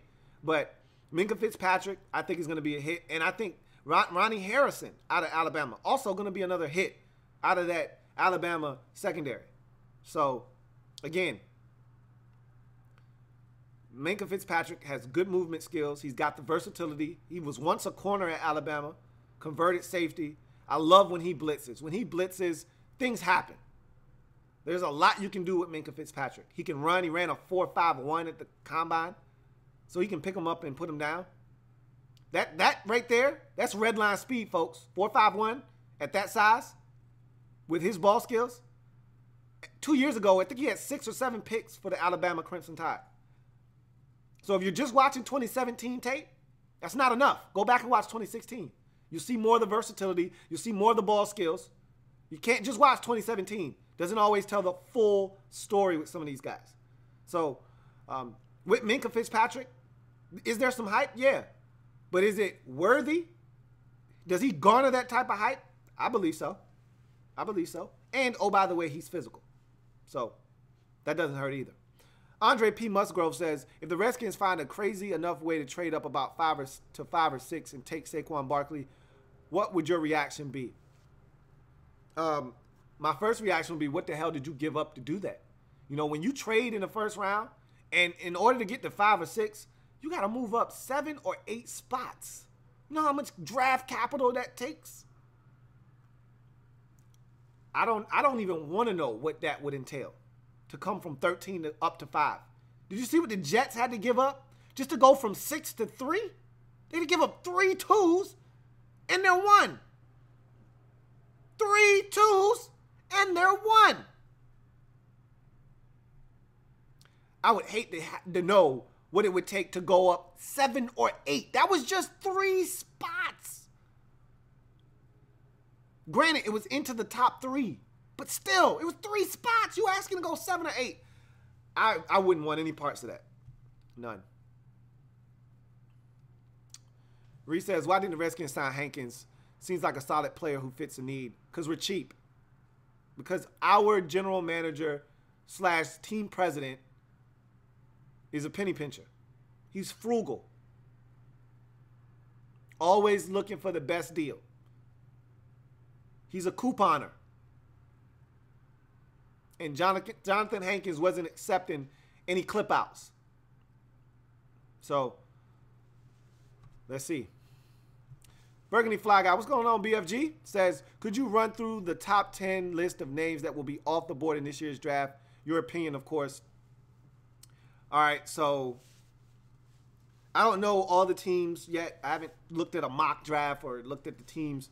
But I'm just going off of the top of my head of players that I know are going to be highly sought after and very coveted in this year's draft, and find it hard to believe that they find a way out of the top 10. So, and I said this on my podcast, and if you haven't checked out my podcast, what are you doing? Louie T Network podcast. Every Wednesday, new episode drops. I've already dropped 5 episodes. What are you doing? You should be already all over that. So go to the site, check it out. I'm on Apple Podcasts. I'm on Stitcher. What are you doing? But in any event, the way I look at the draft, let's just go with the assumption. All right, I'm not going to be overly aggressive with the quarterback position, even though I should. Let's go with 3 quarterbacks going to top 10. All right, I'm not going to go with 4, but I think 4 could conceivably be the case. Let's go with 3. All right, Rosen, Darnold, Allen. Okay, so 3 quarterbacks. That's 3 picks in the top 10. Bradley Chubb is definitely going in the top 10. Saquon Barkley, definitely going in the top 10. That's 5. 5 players right there. Those are guarantees. Those are locks. Lock it up. Lock it up. Those are locks. Stone cold locks. So then you get to the next tier of guys that could come off the board. All right. I think that you're going to see Tremaine Edmonds is coming off the board in the top 10. So that's 6. I feel confident about those 6. Okay? Remove them from the equation. So now you got 4 spots left in the top 10. 4 spots. Now that's where you start getting into team, need, fit, best player available. You could see Quentin Nelson come off the board. You could see Minkah Fitzpatrick or Derwin James. I don't think both of them come off the board in the top 10. One or the other. I think Minkah Fitzpatrick is going to come off the board before Derwin James does. So Nelson, Fitzpatrick are options. Roquan Smith is an option. I don't think he goes in the top 10. But we'll see. It wouldn't shock me. At first, I was bullish. I said both of those guys are going to be gone, 9 and 10 respectively. I don't know if Roquan Smith goes off the board in the top 10 or not, but I've given you 6. I'm not going to give you the 6 guys for 4 spots. I'm going to give you 4 extra names. All right, so Minkah Fitzpatrick, that's 7.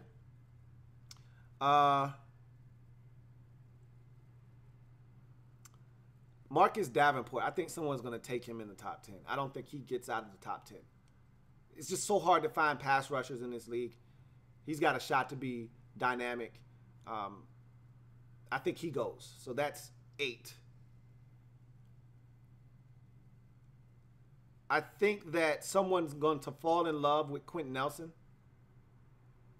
I know Tampa Bay's made some moves up front, but I don't know if they're done yet. So I'm going to go with Quentin Nelson as the 9th guy. And then rounding out the top 10, I am going to go with a corner, Denzel Ward, as the top 10 in the draft. So if that does happen, let's just go with that premise that I just gave you of Rosen, Darnold, Allen, Barkley, Chubb, Edmonds, Nelson, Fitzpatrick, Davenport, and Ward. If those are your 10, that means Derwin James fell. That means Roquan Smith has fallen. That means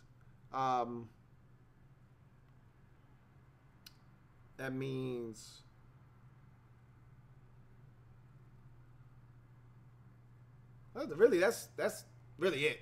That means Vita Vea is there outside of the top 10. That means there's some stuff available. There's going to be some stuff, essentially, is what I'm saying. And I'm probably leaving out 2 or 3 guys that I probably should have mentioned. So I think that it could get really intriguing in this draft. But I still think that Baker Mayfield is going in the top 10. But I didn't want to be over aggressive with the quarterbacks. But I think he's going in the top 10. So I think another one of those guys that I mentioned is going to get pushed out of the top 10. You could see a receiver like Calvin Ridley. It's not inconceivable that someone snatches him in the top 10 of this draft. It's not. You think the Bears are done at receiver? Not likely. So, again, there are other names of guys that could potentially go early in this draft. Oh, and somebody asked me about Carl Landry. That's who you were referencing. Carl Landry from Boston College. He's intriguing. I love the way he bends the corner. I think he's got an elite trait. He's a little small, a little light, but I like him a lot. And I think he actually came to the combine at like 240 something. So don't get me lying about him being light. I think he's more of a base 4-3 defensive end. But maybe he could be a stand-up outside linebacker. Maybe he's got that in him. I think the thought process with him is he strong enough to hold up the point of attack in the run game as an outside linebacker? Will tight ends whoop his ass in the run game? You can't have that. Can't have tight ends whooping your ass in the run game. But I think he can get after the quarterback, though. So I like him a lot. But I digress. Let's keep it moving. Amick89 says, I think our biggest need is left guard, but I want a fast middle linebacker to pair with Zach Brown. I think we all would love to take a shot at Roquan Smith. Again, I wouldn't have a problem with Roquan if he's there at 13 and the Redskins decide to make, again, does having Mason Foster back on the roster stop you from drafting Roquan Smith? Absolutely not. So, again, I wouldn't be opposed to drafting linebacker at 13. I wouldn't be opposed to drafting safety at 13. I wouldn't be opposed to drafting left guard at 13. I wouldn't be opposed to drafting nose tackle at 13. I wouldn't be opposed to drafting outside linebacker at 13. I wouldn't be opposed to draft, because we need it all. We're not good enough at any position except for left tackle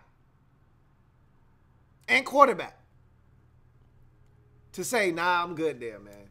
I'm going to pass. Those are the only two positions where you're like, damn, Baker Mayfield is still here. But at that point, you would be like, hey, man, Baker Mayfield is still here. You would look around at teams behind you like, hey, Baker Mayfield is here. What y'all trying to do at that point? But we wouldn't be looking to pull the trigger there. But I don't think he's going to be there anyway. So, again, we'll see. Matthew Lynch says, I have a bad feeling the Skins are going to do something stupid if James or Davenport falls, like get Geis. I just hope they don't do that. I already said that the one thing that would really piss me off would be to draft corner. The next thing that would make me upset would be to draft Geis at 13. I don't think he's worthy of the 13th overall pick. I don't. So, I think he's going to be a good NFL back. Don't get me wrong. I like Darius Geis. I just don't like him at 13. But again, I've told you this many a times. We really get into the minutia of 13th overall, 19th. Oh, he's not worthy of this. In 2 years, if Darius Geis is a beast and we draft him at 13, are we really going to be saying, man, Darius Geis is a hell of a running back, but I'm still upset we drafted him at 13. Who gives a shit? Remember, oh my God, we drafted a guard at 5. Are you crying about that now because Brandon Sheriff's one of the best guards in the league? You don't give a shit we drafted him at 5 4 years ago. You're just like, man, he's a damn good football player. And at the end of the day, that's all that anybody really cares about. So would I be upset? Maybe in a moment I would be in my feelings a little bit. Like, man, really? You did that with all these guys on the board? You took Darius Geis? You could have got him back in the second round. What are you doing? But if he ends up being good, who gives a shit? It's if he doesn't pan out and Marcus Davenport was on the board and we look up and after 2 years, he's averaging 12 sacks a season and he's just coming off a year where he had 13 and a half sacks. We're looking up like, man, you effed up. So, again, and that's why the draft is a crapshoot, because you don't know. You don't. We could be happy with a selection and the guy turned out to be a dud. You know, remember this? Remember this? We all wanted Andrew Billings. Remember that? Remember, I was beating the table down. Andrew Billings, let's get Andrew Billings. And remember, we watched his ass fall round after round. And everybody was looking around like, why the hell has Andrew Billings not been selected yet? Remember, we were talking about spending 21 on Andrew Billings in the first round. And he didn't get drafted until like the 3rd or 4th round by the Cincinnati Bengals. Have you heard a peep out of Andrew Billings? He missed his entire rookie season with an injury. I don't think he did much of anything last year in his second year. Have you heard one thing out of Andrew Billings? That's the draft for you, man. That's the draft. So I said all of that to say this. If the Redskins took Geis at 13, would I love the move in the moment? Probably not. But at the end of the day, if he turns out to be a good back, who cares that we spent the 13th overall pick on him? The only way I would be upset about getting Geis, really, really upset to the point where I'm fuming mad like I was when we selected Ryan Anderson in the second round last year, when there was talent on the board like Alvin Kamara, like Marlon Mack, like Terrell Basham, like Tim, what was his name? Tim Williams from Alabama, who I still think is going to be a good pass rusher in this league, is if Derwin James, Marcus Davenport, Roquan Smith, Vita Vea, if these guys are on the board, and at least 2 of those guys are going to be on the board, you've got to think with the way the quarterback position is going to hijack the first 10 to 12 picks of this draft, you've got to assume that 2 of those guys are going to be on the board. Then I'd be upset that they decided against better logic to take the running back instead. That would be frustrating. But Sarah Small says, Ryan Grant any good? Ryan Grant is plenty good. Is Ryan Grant great? No, he's not. But he's dependable. He's really dependable. You guys will get your $5 million worth out of Ryan Grant because he's going to play every single game. For the most part, he's going to catch every ball you throw to him. He's going to block in the run game. He's going to give you maximum effort. He's just not going to do anything exceptional. He's not breaking 2 tackles and turning a 5-yard gain into a 15-yard gain. But what Ryan Grant will do is he'll run that speed out on 3rd and 4 and get you 5. On 3rd and 7, you throw him a 10-yard dig route. He'll catch it over the middle, take a shot, and come down with the football. You send him in crack motion, he'll block that outside linebacker. He'll block that defensive end. He'll block that safety. He'll do all the little things. So you'll like Ryan Grant. You won't love him. You'll like him.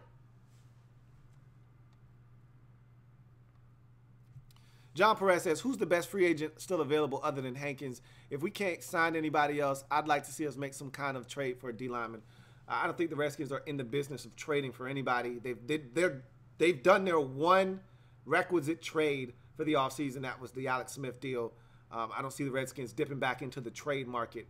But who else is available in free agency? I don't have my sheet right here next to me. So I can't tell you who is still available. But at this point in free agency, you're now getting to the point where you're looking for bargain basement deals, which is right up Bruce Allen's alley. There's not anybody of real note left. You know what I mean? The only way you're going to get someone like that is if he gets released. And I don't think teams are done releasing players yet. So a guy like Jonathan Hankins who shook free because of a release, you're going to see more of those coming. I would have been just fine, and I know you guys are up on all this stuff. You follow the Redskins as closely as I do. That the Redskins had, and he already signed with Detroit, but Redskins had Sylvester Williams in for a visit. I'd have loved to have had the Redskins get Sylvester Williams. Big space-eating nose tackle. That was an integral part of the Denver Broncos Super Bowl championship in 2015. Remember, former first-round pick out of North Carolina. I would have welcomed him with open arms. But obviously, he either Redskins didn't love him, didn't extend a deal to him, or he didn't love what the Redskins were talking about, and he moved on and ended up signing in Detroit. So we got to do something at defensive tackle. We can't go into another season where Ziggy Hood and company are the best we got at nose. That we can't do that again. I don't even want Matt Ioannidis at nose. I think Matt Ioannidis could be a dominant 5-tech. I don't want him at nose. Like, we got to find a true nose tackle. We got to stop this nonsense. So,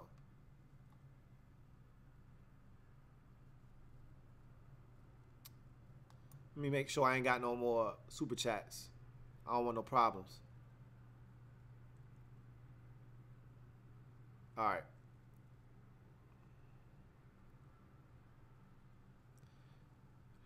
Let's keep it moving. Extreme Archery USA says, Bruce Allen low-key in the live stream taking notes. Yeah, right. Bruce Allen is a funny guy. At Real_Gregory LS says, what do you think of getting Arden?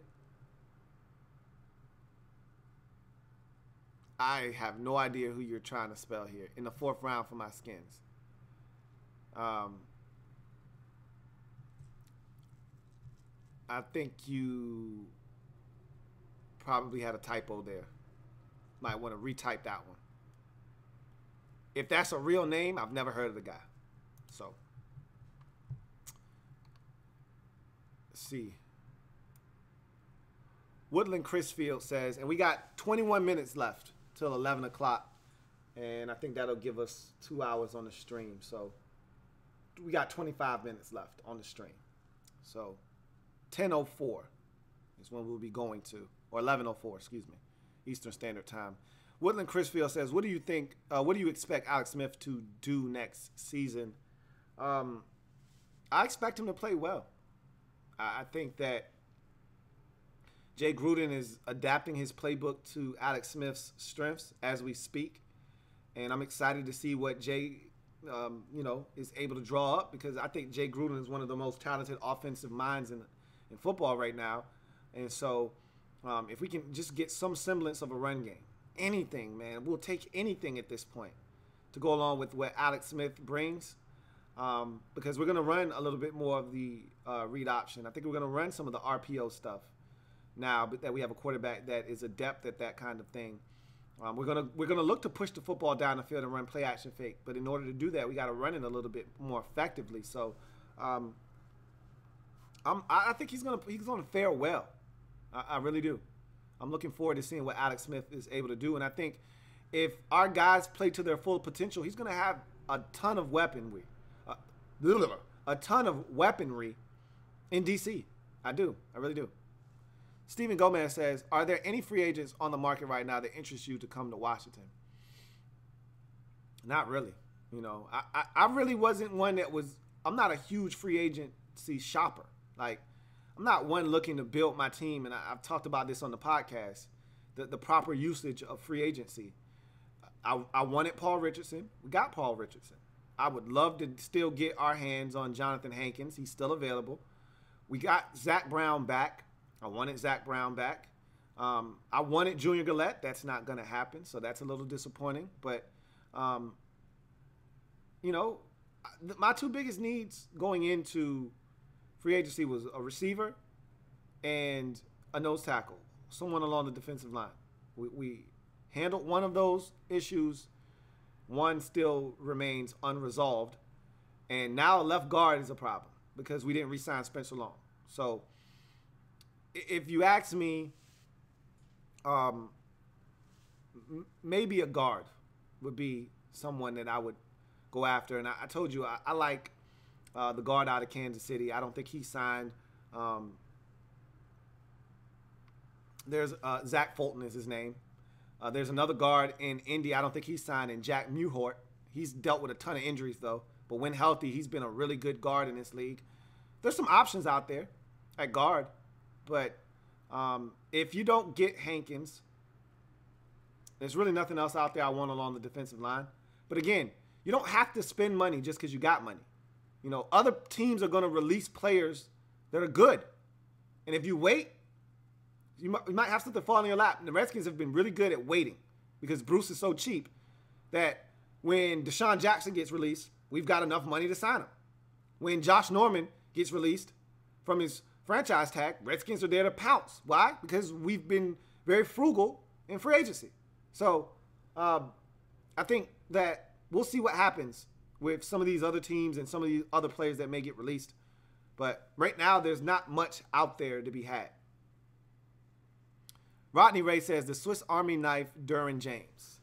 Guess that's who he would love to have in the first round. John Perez says, question for the front office. Could Bruce Allen be on the hot seat going into this year, even though everyone is saying he should have been fired 2 or 3 years ago? I think that Bruce Allen's job is safe.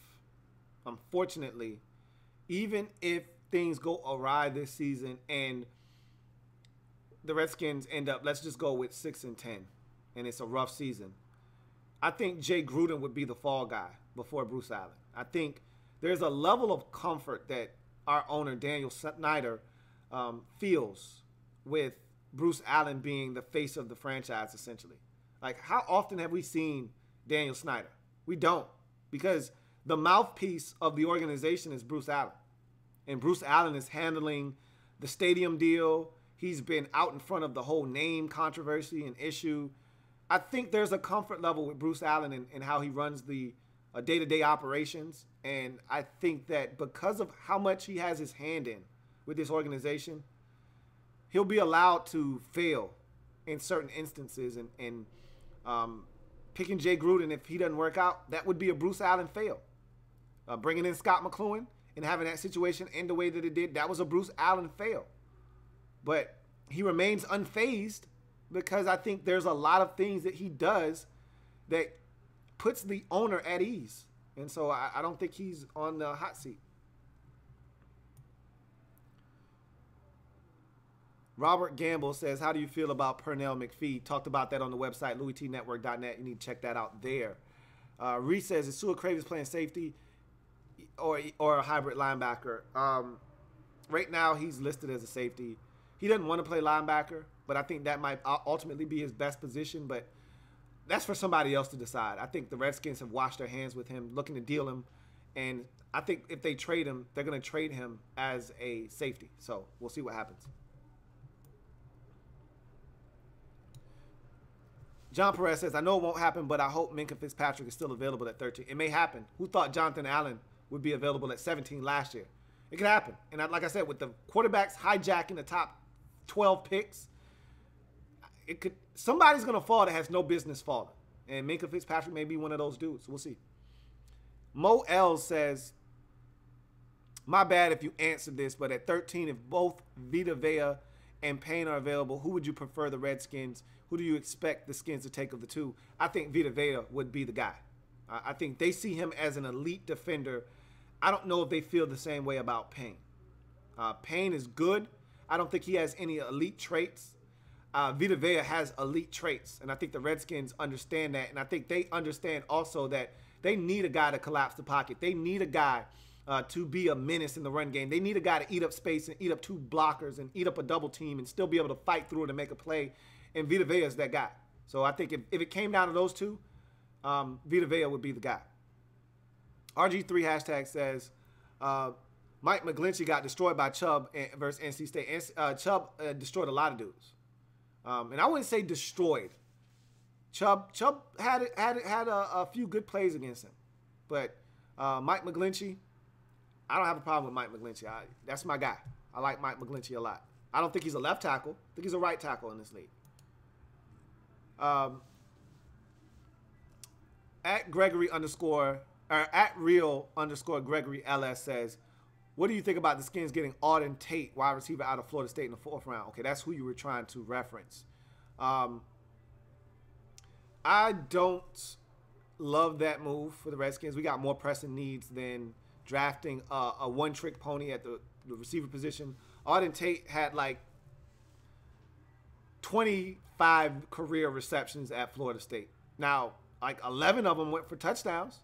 And the dude is like 6'5", 6'6", but he's slow as hell. He can't separate. He's a one-trick pony. He's a weapon in the red zone, which I'm not down in that because the Redskins could use some height in the red zone, but I think they love Josh Doxson's ability to climb the ladder in the red zone. So I don't see a guy like Auden Tate being on the Redskins' radar, especially early, like in the 4th round. That's way too early for a guy like Auden Tate.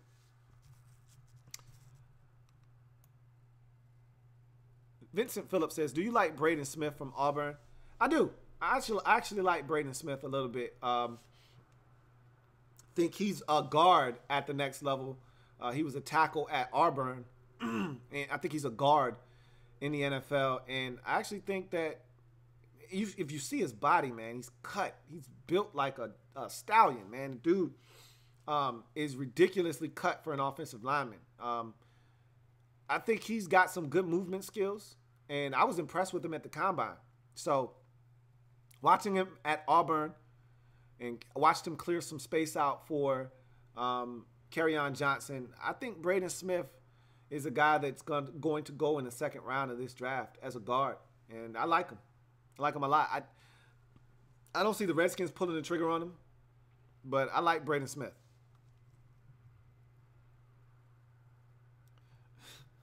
I'm not messing with you, Ree. Oh, man. Corey Fitterman says, Kevin O'Connell is our new passing game coordinator, and he has experience with the RPO concept. So can you see Jay using some principles and concepts the Chiefs use with Smith here in D.C.? Absolutely. And Jay Gruden kind of spoke to that. I mean, if you heard him talk last week, he did an interview, I think it was last week, he did an interview with one of the radio stations in D.C. And he talked about adjusting some of his concepts for Alex Smith. And he talked about RPOs, and he talked about read option and implementing some of those things a little bit more. So I think the move to Kevin O'Connell wasn't an accident. You know, I think with Alex Smith in mind, they're going to make the necessary adjustments and changes to the offense to acclimate Alex Smith to this football team and really give him a chance to hit the ground running. So, yes, I do think the Kevin O'Connell move to passing game coordinator, I do think that that's going to have an impact in regards to the RPO and read option implementation into the offense. So, yeah, I definitely think that is the case, Corey, for sure. SW Mike says, looking forward to the 2019 season. How about you? I'm looking forward to the 2018 season. I can't look that far ahead. Harold Landry from Boston College. Yeah, we talked about that already. Mo L says, what are your expectations for Scandrick? I talked about that on the site, louistnetwork.net. Check it out. But I think they're expecting him to come in and play the slot.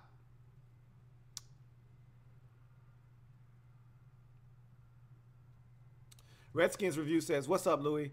You like the Pernell McPhee signing? I've seen him do well before, but question is if he was a product of the Ravens defense. Exactly. You got to go all the way back to the Ravens Pernell McPhee in order to see him play well. He's been with the Bears the past 3 or 4 seasons. Like, he's dealt with injuries. He's been inconsistent. You want good Pernell McPhee, you got to go all the way back to like 2012, 2013. I'm not comfortable having to go that far back to see a guy play well. So I'm not really that high on Pernell McPhee. But like I said, talked about him on the website, did a video on the website, louistnetwork.net. You guys got to make sure you're checking out the website if you want to know how I feel about McPhee and all of these other guys. And like I said, you want to start a chat, you want to start a thread, go right ahead, start the discussion, and allow us to chime in.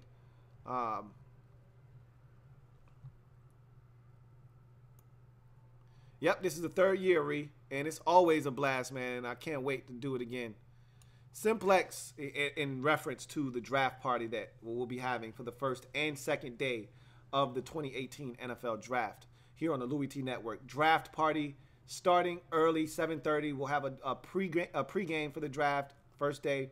And then we'll be live all through the entire first and second round of the draft. Simplex says, how do you feel about Bruce Allen saying they decided not to trade Kirk Cousins last year because they thought they had a legitimate chance to win in 2017? I didn't have a problem with it. I would have loved if they would have gotten something for him. But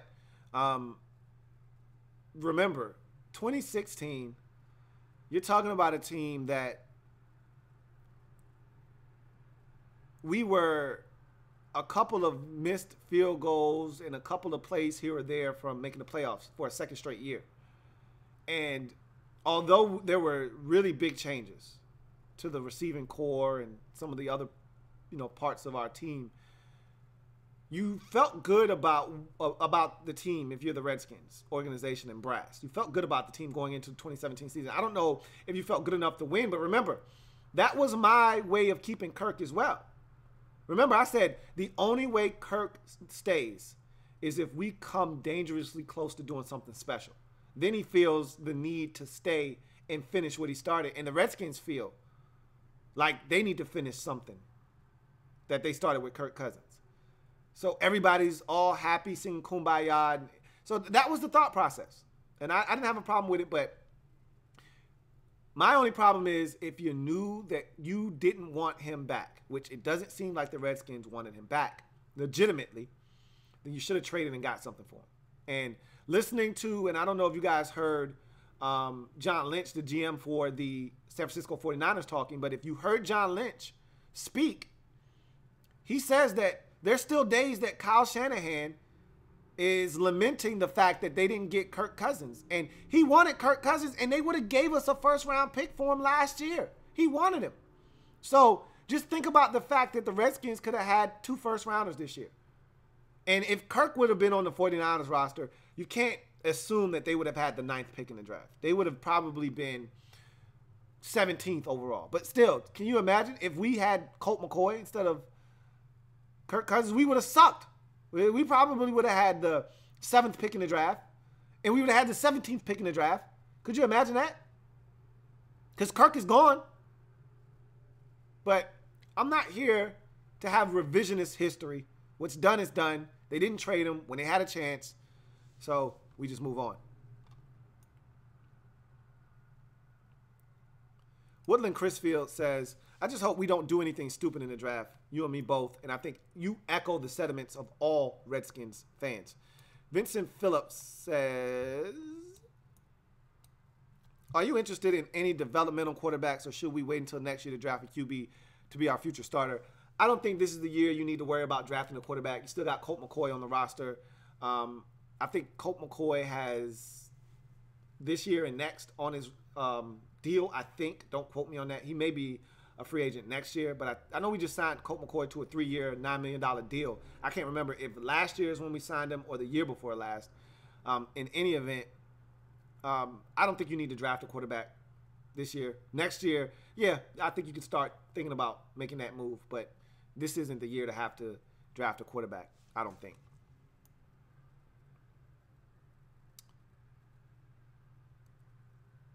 All right. Carson M says, how do you feel about the Orlando Scandrick acquisition, and does it affect the round number / player for a DB, assuming Scandrick doesn't replace Fuller long term? They may still decide to snag a corner, and if they feel like a guy that they have high on their board is still available, say in the 4th round, maybe they take a corner then. But I don't see the Redskins going corner before the 4th round. And I think you got more pressing needs than corner, to be honest with you. I think if you haven't addressed the guard position by the 4th round, I think that's when you need to do that. Absolutely. So I talked about the Orlando Scandrick signing on the site, as I've mentioned numerous times already tonight. But I think they feel comfortable with Orlando Scandrick playing the slot. And I told you, even if Scandrick isn't what the Redskins hope he is in a slot, I've got confidence that they think, and I think, more importantly, I think Joshua Halsey is going to get some snaps at the slot, and I think he's going to be able to do a good job. So we'll see what happens there. Matthew123 says, I think Sony Michel could be a similar bat to LaShawn McCoy. Plus, we already have Perine, who is a bigger short yard guy. I mean, I understand where you're coming from, but I don't see Sony Michel as a LaShawn McCoy guy.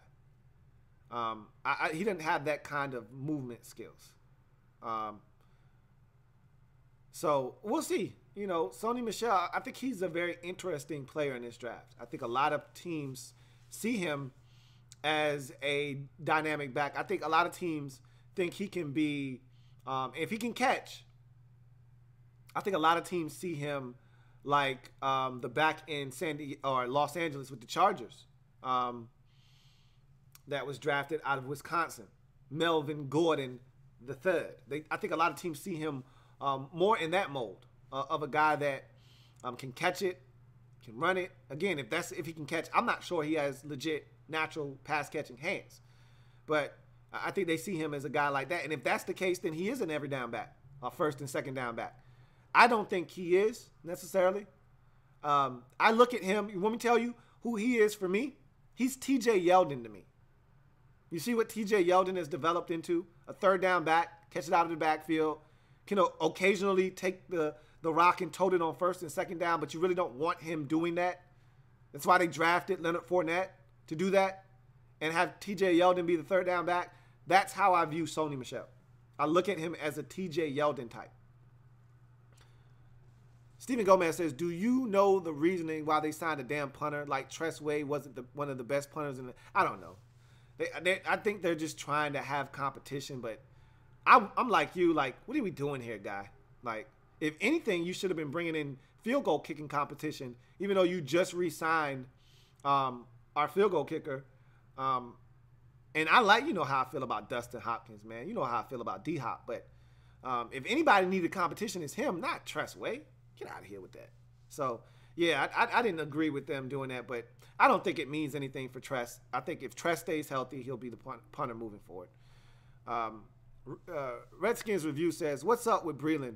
Seems like he won't command much money now. Why not get our stuff back? I don't think he wants to come back, and I don't think the Redskins want him back because you see the deal that he got from Carolina, and I know he wanted to go home. He even said as much. But you saw the deal he got from Carolina, and was that a bit of a hometown discount? Maybe. But at the end of the day, Redskins could have offered him that money. So I don't think the Redskins want him back. I just don't. Stephen Gomez says, how do you feel about Ioannidis next and Anthony Lanier heading into next year? I feel good. I like both of those guys. I think the depth on the defensive line is getting better. We just don't have a nose tackle. Neither one of those guys are nose tackles. Both of those guys, to me, are 5 techs. Both of those guys, I think you can slide inside on passing situations, and they can create havoc. I like those guys a lot. I think the depth along the defensive line is getting better and stronger because of guys like Matt Ioannidis and Anthony Lanier. But we still need a nose. That's the biggest issue up front. Stephen Gomez says, do you think there's a need at wide receiver? It just depends. Does Josh Doctson evolve the way that I think he's going to in year 3? Is Paul Richardson the guy that we just paid $40 million to? $20 million of it guaranteed? Is he the guy that we think he is or could be? If the answer is yes and yes, then no, we don't need receiver help. We re-signed Brian Quick. Jamison Crowder is going into a contract year. Do we need another receiver? Yeah, maybe. But is that a high priority need? No. Late round. And remember, I still think they like the Robert Davis guy from last year's draft, who I didn't love. But as a developmental guy, sure, whatever. You know, I don't have a problem with him. As your 5th option at receiver, okay, cool. So, I don't think there's a glaring need at receiver. But if Josh Doctson doesn't pan out, if Paul Richardson isn't the guy that we thought moving forward, yeah, we're in trouble at receiver. We could be in another position like we were last year where we look at the receivers and say, man, are we screwed? So we just got to hope guys pan out. Stay healthy as well.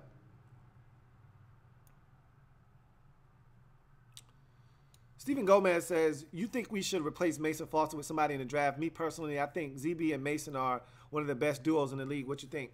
I don't have a problem with those two starting at all. But if we get a chance to take Roquan Smith, you think I wouldn't take Roquan in a heartbeat and say, hey, Mason, love you as a rotational depth guy? Just like when we had Will Compton in there and Mason was a rotational depth guy.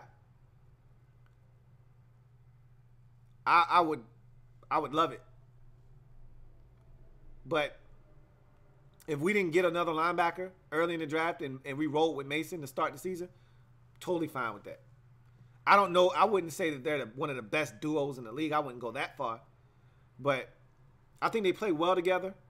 Mason's a dog. You know, Mason can hunt just like ZB can hunt. So I like those guys, but we can always use more speed. There's never a situation where more speed isn't better. You can always use an upgrade with speed.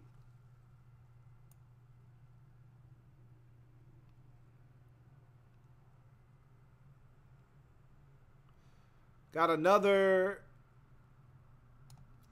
super chat. Muhammad Hershey says, what about Bashaud Breeland? Like I just talked about with Bashaud, and I appreciate the super chat first and foremost. I don't think he wants to come back. And I don't think the Redskins, I think it's a mutual parting of ways by both parties involved. I don't think either one of those guys or either party involved wanted anything to do with the other. I think Bashaud was ready to go because he sees himself as a number 1. And I think the Redskins, they didn't love his attitude the last couple of years. So I think Bree's gone. I don't think he's coming back. I would love to have him back, though. But I just don't see it happening. All right.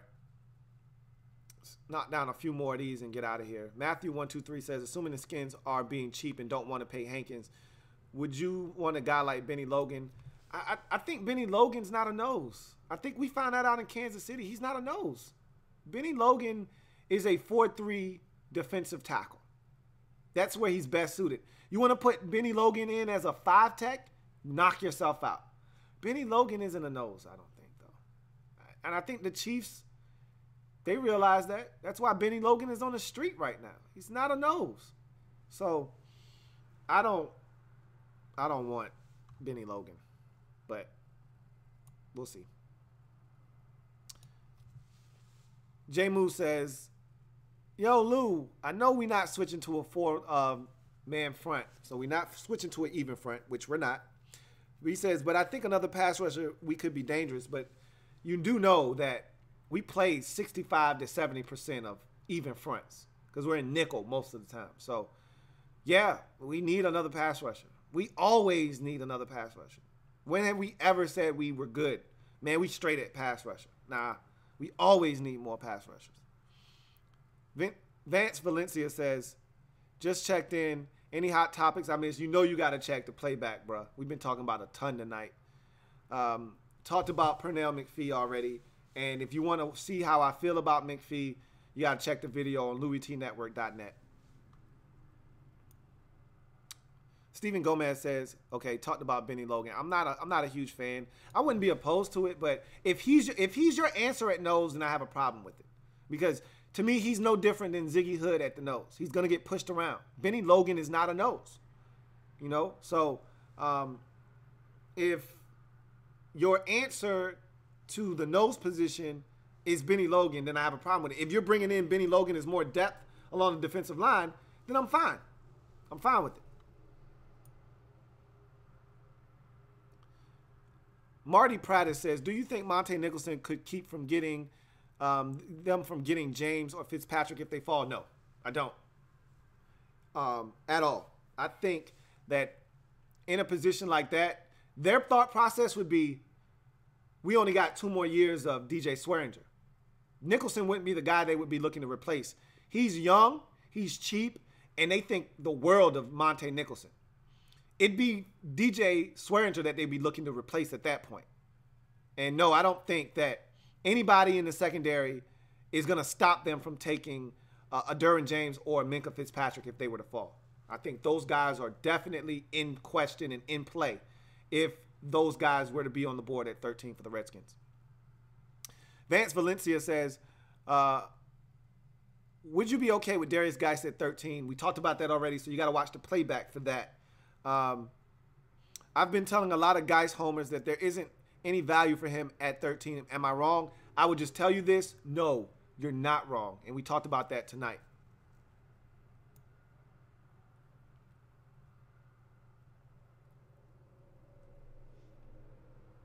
All right, so look at that. Got to the very bottom, and it's time to check out. Hey, I appreciate everybody joining the stream tonight. This was a really good discussion that we had about the Skins. We'll do this again before the draft takes place. Hopefully by then, the Redskins have made all the moves that they're going to make pre-draft, and we can kind of start to really put a board together for the Redskins as we can start targeting needs and what the Redskins need to be looking at. Then as we get closer to the draft, the rumors will start to fly. We'll start to be able to slot players to teams and assign. And then we'll get to that mock draft phase, and then we'll start to be able to really hone in on what the Redskins will do with their first 2 picks in this draft and moving forward. And so this was a great discussion. Love the fact that you guys were able to chime in and we were able to chop it up about the burgundy and gold. Make sure you check out the website, LouieTNetwork.net. Plenty of Redskin content up there. Also, a Redskins forum for everyone to discuss Redskin topics. Start a thread. If you've got something you want to get off your chest, Redskin related, start a thread so we can forward that conversation on the site. I'll be doing Redskin videos that won't show up on YouTube. They'll only be exclusively on LouieTNetwork.net. So you're going to have to check the site to make sure that I haven't put out another Redskin video. I might tweet about it to let you know that I've done it, but for the most part, you're going to have to check the site. Get in the habit of checking the site. A lot of content will be on the site exclusively. And again, if you're not checking the site, then you won't be in the loop. But this was a great show. Thank you guys for joining me tonight. I think the overall riding theme right now, the overriding theme is that a lot of you feel like the Redskins right now are at a stalemate. You feel good about the offseason, not great.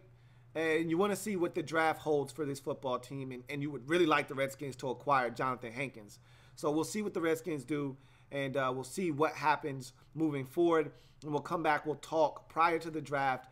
And then we'll kind of reassess the Redskins at that point. And then talk about the imminent nature of the draft and what we think the Redskins ultimately will do come draft night on April 26th. So, I'm your man, Louie T. Remember, I'm a Redskins fan, etched in burgundy and gold. My Redskins spirit will never die. Redskins spirit will never fold. Until we meet again, hail to our beloved Redskins. New podcast dropping tomorrow. The Louie T Network podcast. If you haven't checked it out, what are you doing? What are you waiting on? And so, I'm your man, Louie T. Extremely busy. Be on the lookout for the Draft Prospects 101 series, as that is about to start heating up here on the Louie T Network as well. Like the video. Subscribe if you haven't already done so. Share the video. I'll see you next time. Have a good one. Take care.